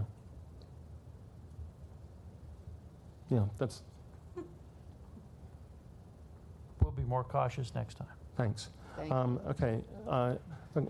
So why is it not practically possible to do a 100% renewable project? Night. This is to Dave and Reiko. Well, that is the first. Renewables aren't available 24/7. Renewables are there when nature creates them. And most of it is wind and solar right now. For me, geothermal is the most exciting technology in that will be able to ramp up and down, and that is such a renewable resource. But we don't have renewable resources 24/7. So the next becomes, why can't we put battery? Why can't you get enough batteries to store it in it? Because it's an obvious logical question. There aren't enough batteries to create the amount of ramping that we would need for an 840 megawatt plant to provide that power as we go from the maximum amount of renewable resources, which tends to be midday, to the lowest point, which tends to be 6, 7 o'clock in the evening when we need it the most. The number of batteries don't even exist. And at this point, and there's two different things, batteries and energy storage. Batteries last, like your cell phone, they might last 7 years, 8 years, 10 years. And then they become hazardous waste. And then you have to get rid of those, maybe recycle some of it, and continue to get more batteries. CASE is exciting to me because that's energy storage. That's essentially a sustainable, renewable type of energy storage that will last forever and doesn't create a hazardous waste byproduct. That technology doesn't exist yet to provide what we need. However, if we can invest in some of this energy storage and it works, we can significantly increase the amount of renewables, and the renewables that are creating that power for use later in the day and back more off of fossil fuel. Reiko, I don't know if you want to add anything to that. Yes, when we also consider the economic impact, I agree with Dave on the CASE. That's very exciting. When you look at geothermal, that costs maybe 5 times as much as solar. So yes, you can ramp it, but if you ramp it down, you're still going to pay. So looking at the economics of the various resources make a lot of sense. But to an earlier point that he said, really getting to 100% renewable transmission is key, but that also includes the downstream to be able to bring it home. Okay, did you evaluate the cost increase that would be shouldered by the lowest income customers as a result of rushing going to renewables too quickly? So that will be part of the 100% study. I mean, when they look at the different time frames of what 100% looks like, what levels, part of that will be also looking at what is the economic impact to our customers. And the economic impact is going to be on a marginal basis, where it's not just, I mean, $1 to me is different than $1 to someone who's, so will it look at that? That's a very important point, and to your earlier point of the importance of the outreach to all the neighborhood councils and the community, so that is a transparent process and that it's fully inclusive of our community is very important. I think that for geographic reasons, Slank and the Harbor, Wilmington, and East LA have, and possibly for capacity reasons, I would suggest in some way that we have resources for communities that are already under-resourced through some mechanism, through an academic partner or otherwise, to bring them into the fold here. Because one of my first questions was, what does Slank think about this? Has Slank been asked about this? We did a presentation to Slank, I did. And what did Margaret and Joy say? It was more informed, and the call to action for us was to make sure they stay informed, bring us back to keep you informed as the studies progress down the line when we get more information on what the cost will be. So I think that there needs to be more specific input solicited from people like Margaret and Joy. I mean, Margaret and Joy know this, and they've spent a lot of time learning about DWP, Margaret Peters and Joy Enix. And they're leaders in Slank, and I think the same goes in East LA. I mean, Panorama City has Tony, but you know, and Pacoima was represented here. But the rate impact, I think, is very important to disclose. And there might be different scenarios, and some groups might think, oh, gee, we can just get renewables and dump it in right now. But others may say otherwise, but I haven't seen kind of the community hear that fleshed out, because I don't think it's as easy black and white. And I think that that's what your presentation was great in getting across. It's not as black and white as it might seem from either the standpoint of, you know, just do 1,200 or do 0. It's shades of gray, not 50. But shades of gray. I think that's an important point, because we are trying. Where was your mind? We are trying to do a one-size-fits-all power supply portfolio from all our customers, and there are different impacts, as you mentioned. Then the last thing, did you consider the fact that not having access to the 99.9 reliable power supply from Utah, vis-a-vis renewables, cleans the air in Utah, but potentially hurts the communities that are most at risk here by ramping our generation up in basin of existing gas. So Or is that the way it works? Am I wrong in terms of? if IPP went away, Yeah. local power plants have to run significantly more. And is that going to be harmful to the environment based on what's put out by those plants? Is it going to impact the local communities, for instance, inland, not the coastal ones, because coastal ones get the air off the ocean. The inland communities, is that going to hurt them? Southeast LA, Boyle Heights, inland, South Central, Watts, Northeast Valley. Yeah, without this, without moving forward with this, it would have an impact. It would have an impact locally. I'm not sure if I'm asking. No, I just think that quantifying that would be important for future commissions, because I don't think it's as easy of an issue as, and that's one of the reasons I struggled with this. And I can see it in everybody's faces that you're struggling, you're trying to do the right thing at the same time. You have all these competing considerations. And it's great to clean the air in Utah. I love the people in Utah, okay? But we happen to share a little different political philosophy here, at least in LA, where we did not vote to get out of Paris. We took leadership and leaned in to making sure the Paris goals were met with what we could do here in LA, but also at the same time, local communities have needed to be looked at. So I think that some degree of disclosure to those communities impacted in terms of what the local impact on our in-basin generation is, and how is helpful for them to understand this issue in it through not just a straight up lens there. Okay. Can I follow up on that? Yeah, go ahead. Qualitatively, renewables are less expensive than running gas at this point in time. So that means a smaller gas plant is more economically advantageous to customers than a bigger one. So by reducing from the 1200 level down to the 850 level, that's likely to cost customers in LA less. That's likely to cost customers in LA less on one basis, but will it cost them less on when you add in capacity factor? It is likely to cost them less in either case, because you're getting more cheaper energy moving into LA.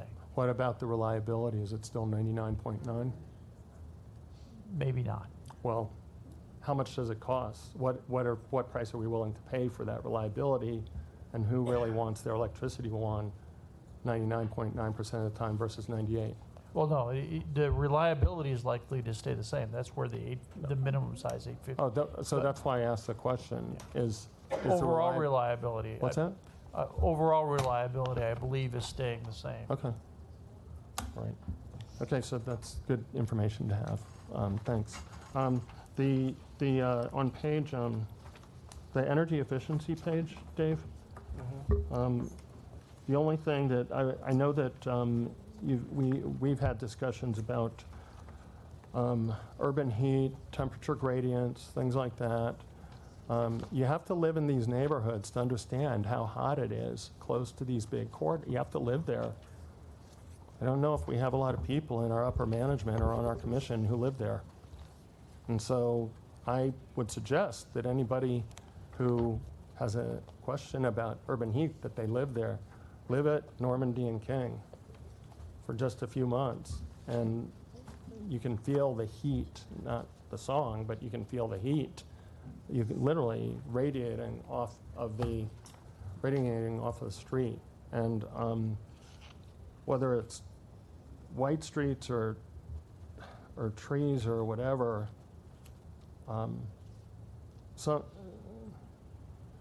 something you'll be hearing from me in the future on this, okay? Because this is an issue that I think there are a lot of data gaps in temperature gradients between blocks. And I think that the people who are suffer from it most, they suffer health, they suffer, it's correlated with crime.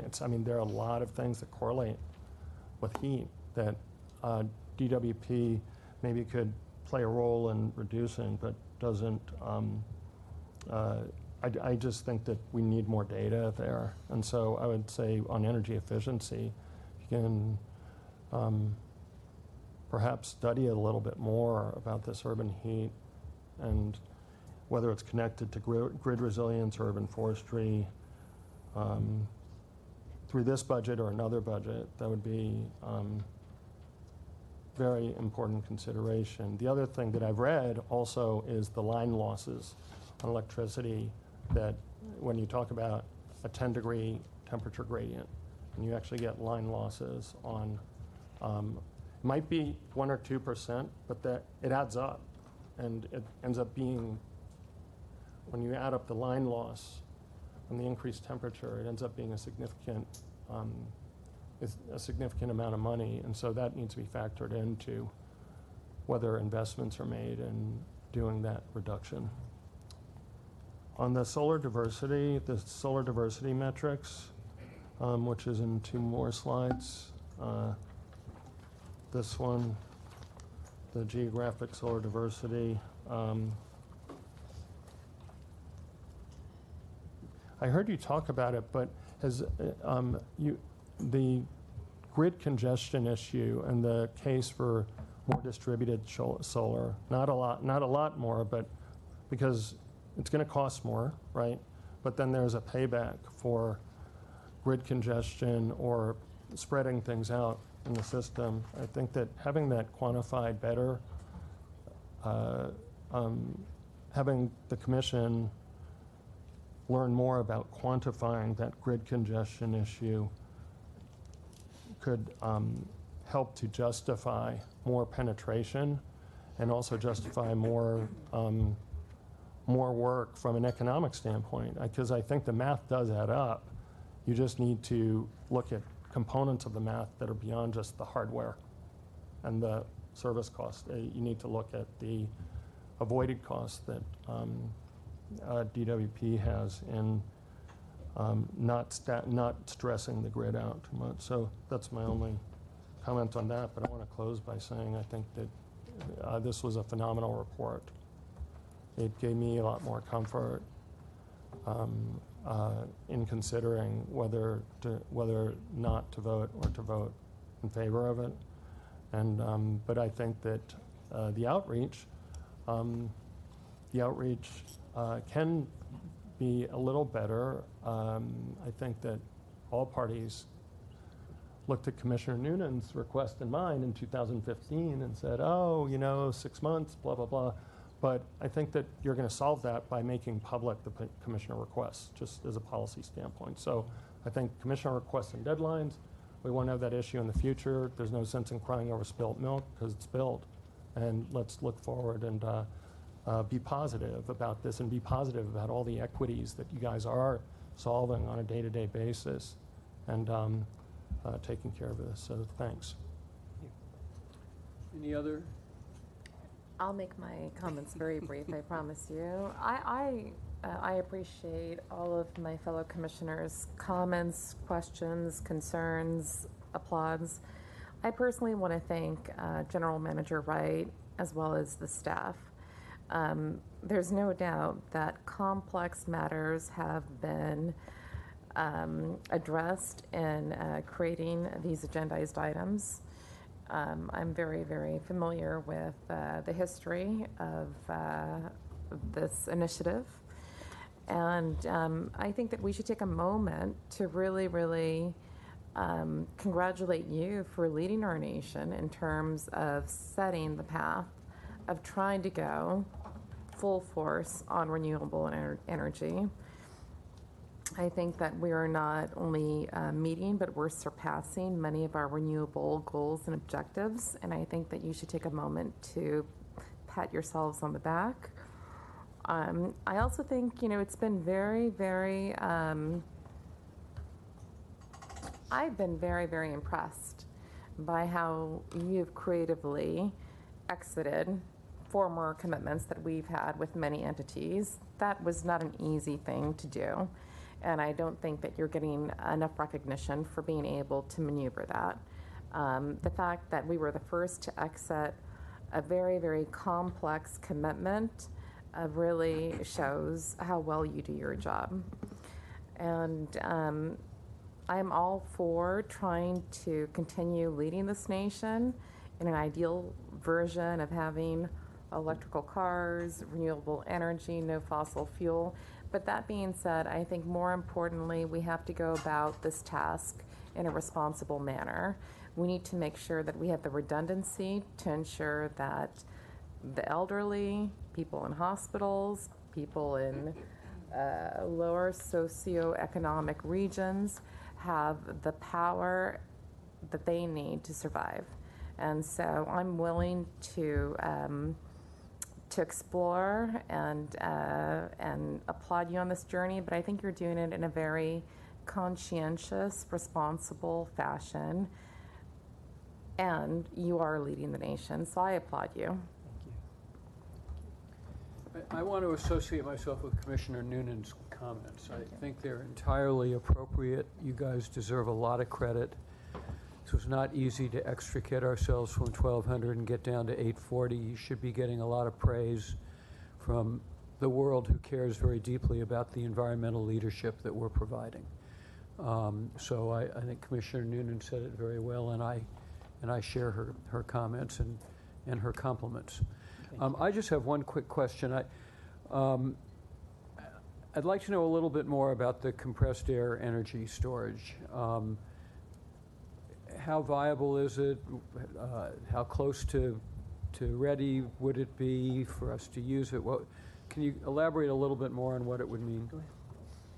So currently there is one project in the United States that's been in existence since 1991, I believe, and there's also, and it's I think the report said 191 megawatts. There's also another project in Germany that is around that same scale that's been in existence for a number of decades too. Because of the unique geological foundations underneath, that is likely why there isn't more deployment of that in the United States, but with this specific location being ideal for that technology, we are reviewing the responses to an RFP, and we will report back within 90 days the results of that and the viability and feasibility of a project there. Good, thank you. Are there any other questions or comments on Management Report 6 and Agenda Item 17? Is there a motion to approve Agenda Item 17? So moved. Second. Those in favor? Aye. Any opposed? It's unanimously approved. Thank you. I don't see any reason why we can't go straight to Item 18. It's a follow-up to Item 17. Is there any? This is just a.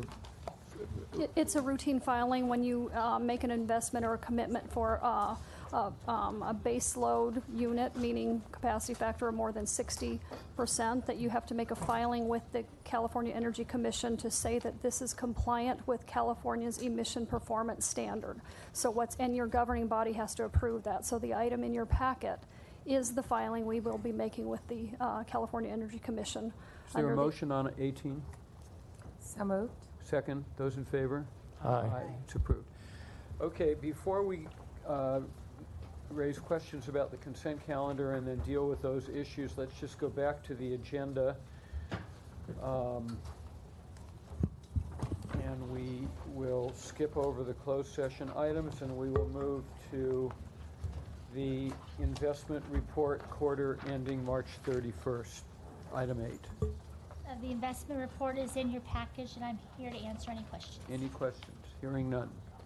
Discussion with neighborhood council representatives on any neighborhood council resolution or community impact statement filed with the city clerk, which relate to any agenda item listed or being considered on this agenda for the Water and Power Board.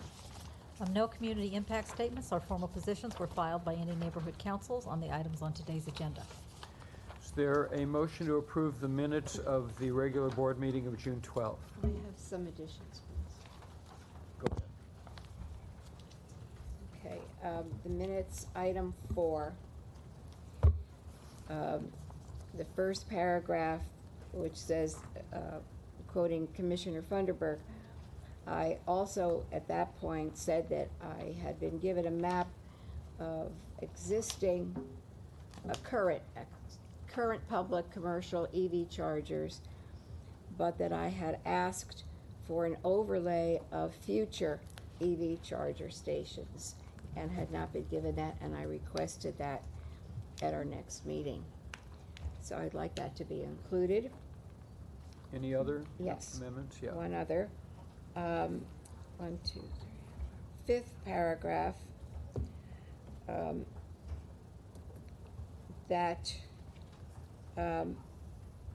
Where Funderburk says need to make sure, let's see, that the 100% renewable committee reflects the diversity of Los Angeles.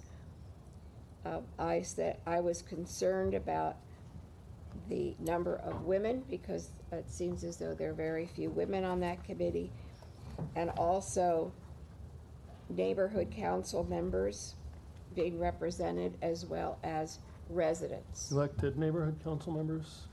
Elected neighborhood council members, thank you, and residents of communities citywide. If you can just give Barbara that language. I will do that. I assume we will all agree that that should be included in the minutes. Okay.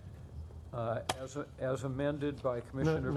I'm sorry. Funderburk has some. Yeah, item 4, the first paragraph. The report that I'm interested in is, wasn't picked up. I did ask for a lot, so I appreciate you're getting this down, Barbara. But the geographic overlay of the electric vehicle registrations, that's not publicized. That is presently, it's DMV data, so it's where the vehicles are actually located versus where the rebates were sent to. Where the rebates are sent to, not everybody applies for a rebate for either because they don't qualify or they just don't apply. And I think that having that, so in addition to the sentence that says provide more information on how LADWP collects and maintains EV state credits and percentage of EV chargers metered in the city, I would ask to provide a report on the electric vehicle registrations in the city of Los Angeles. It's information that I believe we get from EPRI already, or it can be had through CARB, through Mary Nichols' office. The last paragraph in that same item says also consider adding commissioners' requests to the agendas. I think that Dave agreed to do this, so I don't know. I would just make it a straight request. Dave, I just want to make sure that that's more unequivocal. So if I propose, instead of saying considering adding, just also add commissioners, okay? So instead of consider adding. Provide the exact language to Barbara, each of you, and the rest of us will approve the minutes with the understanding that those amendments will be included. Yep. Those in favor of the amended minutes? So moved. Second? Those in favor? Aye. It's approved. Okay, there are requests to defer items 14 and 21. Is there a motion to defer those two items? So moved. Second. Those in favor? Aye. Those two items are deferred. So we have dealt with 17 and 18. We've deferred 14 and 21. We've dealt with 26. So we have remaining items 11, 12, 13, 15, 16, 19, 20, and 22 through 25. Do any commissioners wish to remove any of those items from the consent calendar? Item 20, please. Item 20, Commissioner Noonan. Any others? 15. Item 15, Commissioner Funderburk. Any others? Item 25, I don't know if Ms. Vasquez wanted to recuse herself on the travel. Oh, right, I'm sorry, I should have flagged that. 25, we need to recuse Commissioner Vasquez. Okay, so is there a motion to approve items 11, 12, 13, It already happened. 16, 19, 22, 23, and 24? So moved. Second, those in favor? Aye. Those are approved. We will consider item 15, Commissioner Funderburk, 20, Commissioner Noonan, 25, Commissioner Vasquez needs to be recused. Number 25, excuse me, has already occurred. Yeah. Yeah, we're retroactively approved. Yeah, but the resolution has not. That was for extra travel after the APP event. Right, I know. Yeah. So, okay, Commissioner 15, item Commissioner 15. Commissioner 15, item Funderburk. Thought I was one today. I was less concerned about the substance of this than that there be a report back in 90 days. I've asked for this, but I haven't pressed it. I'd like to see, now that it's in the budget, some support provided to having the law firms provide reports similar to GO 156 within 90 days and how we're going to implement that. Richard Tom is very familiar with it. He was at Southern California Edison and helped to oversee, I think, some of their efforts for supplier diversity to LGBTQ, disabled veterans, different classes of minority and small businesses and women-owned businesses. So I'd like to see, and with technology the way it is, just report back on whether the city attorney can implement that. If there's any additional cost, report back on what additional cost it would be. I know legal bills can be very complicated, but knowing, for the law firms to know that DWP is looking at these things alone will help to make them more aware that we're looking at them and maybe change their behavior if everybody looks the same from the census standpoint. So there may not be experts in certain areas, and we have to get the best law firm. We want the best law firm first.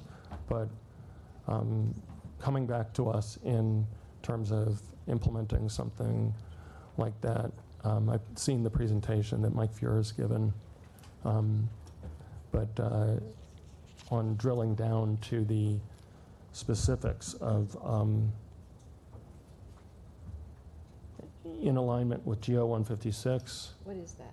Oh, I'm sorry. So General Order 156 is the California Public Utilities Commission General Order related to supplier diversity. It was passed as a result of the law sponsored by Assembly Member somebody. I can't remember who it. Gwen somebody. Moore. Gwen Moore. Gwen Moore in the time ago. Yeah. In the mid 1980s, as Dr. Pickle will say, Yeah. the utilities have been doing this since the mid 80s. So there's no reason that, well, there might be a reason, but let's look at the cost, and if let's consider it. So it's time to do that, and if the new commissioner happens to be a lawyer, I'm sure that new commissioner will be very interested in this as well. We'll report back accordingly. Is there a motion? Yeah. Is there a motion? Are you making a motion? I'll make the motion to approve. Second. Second. Those in favor? Aye. It's approved. Commissioner Noonan, item 20. Well, first of all, I want to thank my fellow board members for deferring this item from the last board meeting. I feel that many of the questions that had been posed, not only by me, but by other constituents, were answered, which makes me feel more comfortable with moving forward with this agendized item. However, I think what's really crucial in this day and age is to be transparent with our ratepayers. So one of the reasons why this item stood out to me as concerning is there's no doubt that the Department of Water and Power, the harbor, and the airport realize the success of Los Angeles. We are partners. We have to work together. And unlike what reads in the agendized item, my research shows that Los Angeles is actually the second, not the fourth busiest airport in the United States. And so I am very, very adamant about providing redundancy and ensuring that airplanes land safely, that visitors and Angelinos arrive to their home with electricity as a backup every day, every second. So that is my intention in moving forward with this agendized item.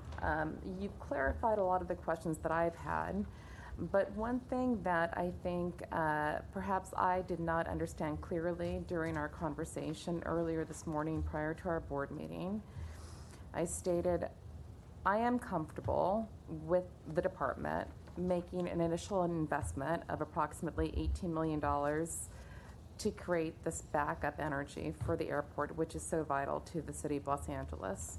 What I am not comfortable with, and which I don't think is fair to our ratepayers, is to subsidize the maintenance costs annually to support this additional generating station. And so perhaps I misheard some of the individuals on the conversation today, but I was told that is not the case. However, reviewing my notes, it shows that in addition to this initial investment, that we as a department will be responsible for the maintenance and operation of RX-X, the transmission and distribution cables, duct banks, and structures, including the power consumption of the RS-X control house, which I truly do not feel is fair to our ratepayers. I think that even though we should work as unison as major power players in Los Angeles, I think it's very important for the ratepayers to understand what they're paying for. And even though I'm comfortable with the initial investment, I'm not comfortable with the annual maintenance fee. I think that this should be incurred by the airport. 8% of our power revenue goes to the general fund to assist with these kind of issues. So we're already generously trying to support the city of Los Angeles. So I'm eager to hear from my fellow commissioners on their thoughts. If they do not have any, I would request that we move forward with this motion with the revision that the maintenance and operation of RS-X, the transmission, distribution cables, duct banks, and structures, including the power consumption of the RS-X control house, be incurred by LAWA, not the Department of Water and Power for Los Angeles.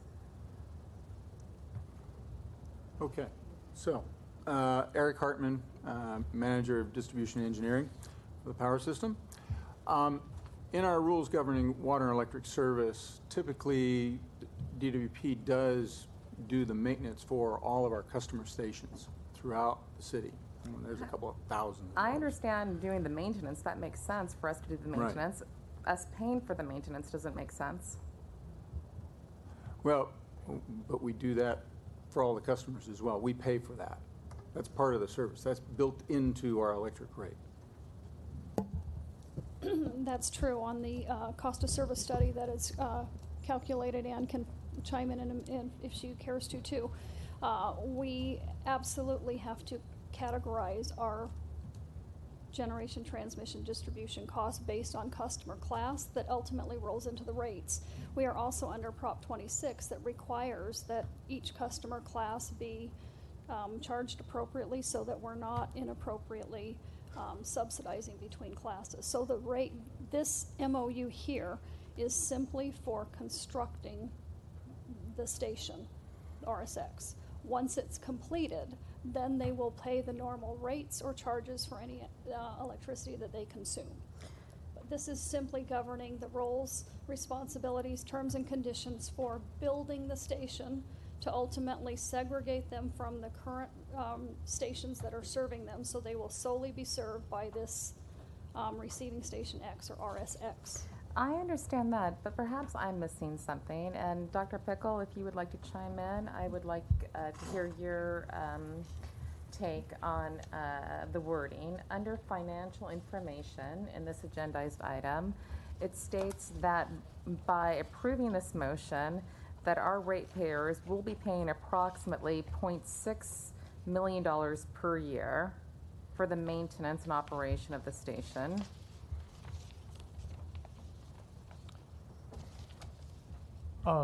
It's what Ms. Kerr had to say is my understanding is the costs of operation on these types of facilities are reflected in the rates already. So that with the rate they're signed up on, it's included in the components of that rate. And actually, as an example of that kind of study, the item that was deferred, item 14, was an updated cost of service study to, as part of the rate review, update cost of service for that sort of purpose. So those costs are already paid by the customers. Okay, I hope that I'm not being redundant. I hope that I'm being clear. If this is the normal practice, I'm fine with it. What I do not think is ethical is to subsidize LAWA every year, $0.6 million, if that is not the norm.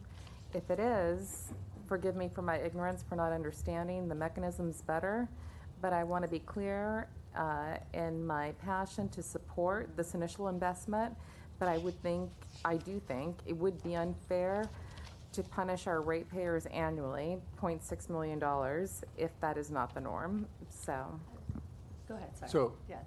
just to be clear, I did some background checking on this, and the reason why it's in here is because I checked to see how much we were expending on the roughly 30 different customer stations that are located throughout the entire LAX area, and it's about almost $0.6 million already. That's pretty much what we're paying now. The additional fees that we'll be paying on top is pretty minimal. And it will be a brand new station, and the maintenance cost on that is fairly small. In addition to that, the airport is really striving to get a much more reliable service from us.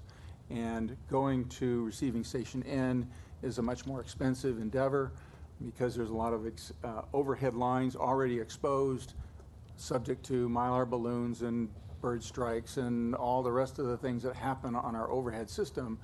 And we end up with a lot of complaints about power interruptions and even power dips interrupt their system, and to the effect of being detrimental to all of us who all use LAX at some point in time in our lives. It becomes a big factor for them. And they have finally come around to saying, it's worth the investment for them with their LAMP project, which is roughly about a $7 billion program to build that APM to get train service out. I'm sure none of us would like to see that get interrupted as well. So with all that aside, I think the issue's getting way more complicated than it needs to be. We're getting on the O&M costs are built into the rates for this rate customer. If we charge them separately, we'd be double charging them, and it's consistent with how we charge all customers for O&M. It's built into their rates. So while it is listed out here, it actually probably wouldn't even need to be listed in the report because it's just by our rate study and our normal practice, we include O&M costs for every customer in their rates.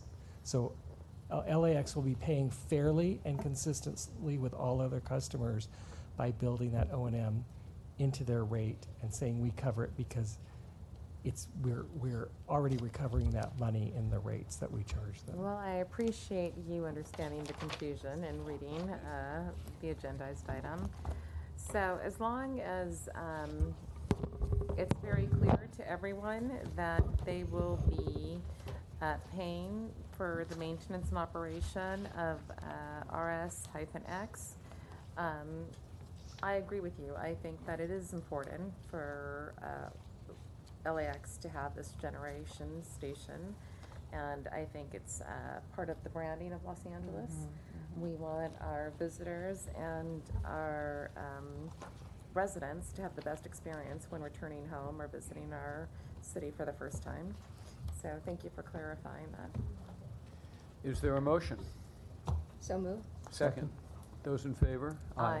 It's approved. Commissioner Vasquez will meet you in the closed session. Thank goodness. Is there a motion to approve item 25, resolution authorizing travel of Commissioner Vasquez to Sacramento? So moved. A few days ago, representing us at Public Health Advocates. Second. Those in favor? Aye. It's approved. You didn't get out in time. Can I say one last thing You before we may. close? Since it's my last thing. You may. I talked about losses this morning, and I want to make sure that it's understood for the record. I know that anybody who has ever suffered the loss of a child, there's nothing like it. And one of the things that I found was unique in the past 5 years I served is that I came onto the commission, and two of the people who were there were Justin Carr's Harvard Westlake swimmers' parents who had died at the age of 16. And my cousin Algernon Johnson Cooper III lost his son. Rosemary Laura, one of my roommate's daughters at the age of 25, was lost. And there were just a number of losses. So I did not know how that grieving process went. And so in my attempt to bring personal story into this, really probably shouldn't have brought Richard's son into it, because nobody knows. Brady does happen to be a road up in Owens Valley, but nobody knows that. So I apologize, Richard, and could have done it a little differently, but I wanted to inform people that I was coming from a well-meaning place, but it's there. Everybody's got their own story there, and it was taken as much. And I emailed Commissioner Noonan actually his story, and I love that it's told and is known by as many people. So you and I have talked about it. It's a wonderful story. So share with anybody that wants to hear it. Well, let's bless Brady's memory. Yeah. Right? Both of you are good way to end in a positive. Both of way. you are very, very special gentlemen, and I know that Brady was as well. Well said. Counselor. At this point, we will recess in a closed session, and in accordance with California Government Code Section 54957.1, we'll report any final action taken therein.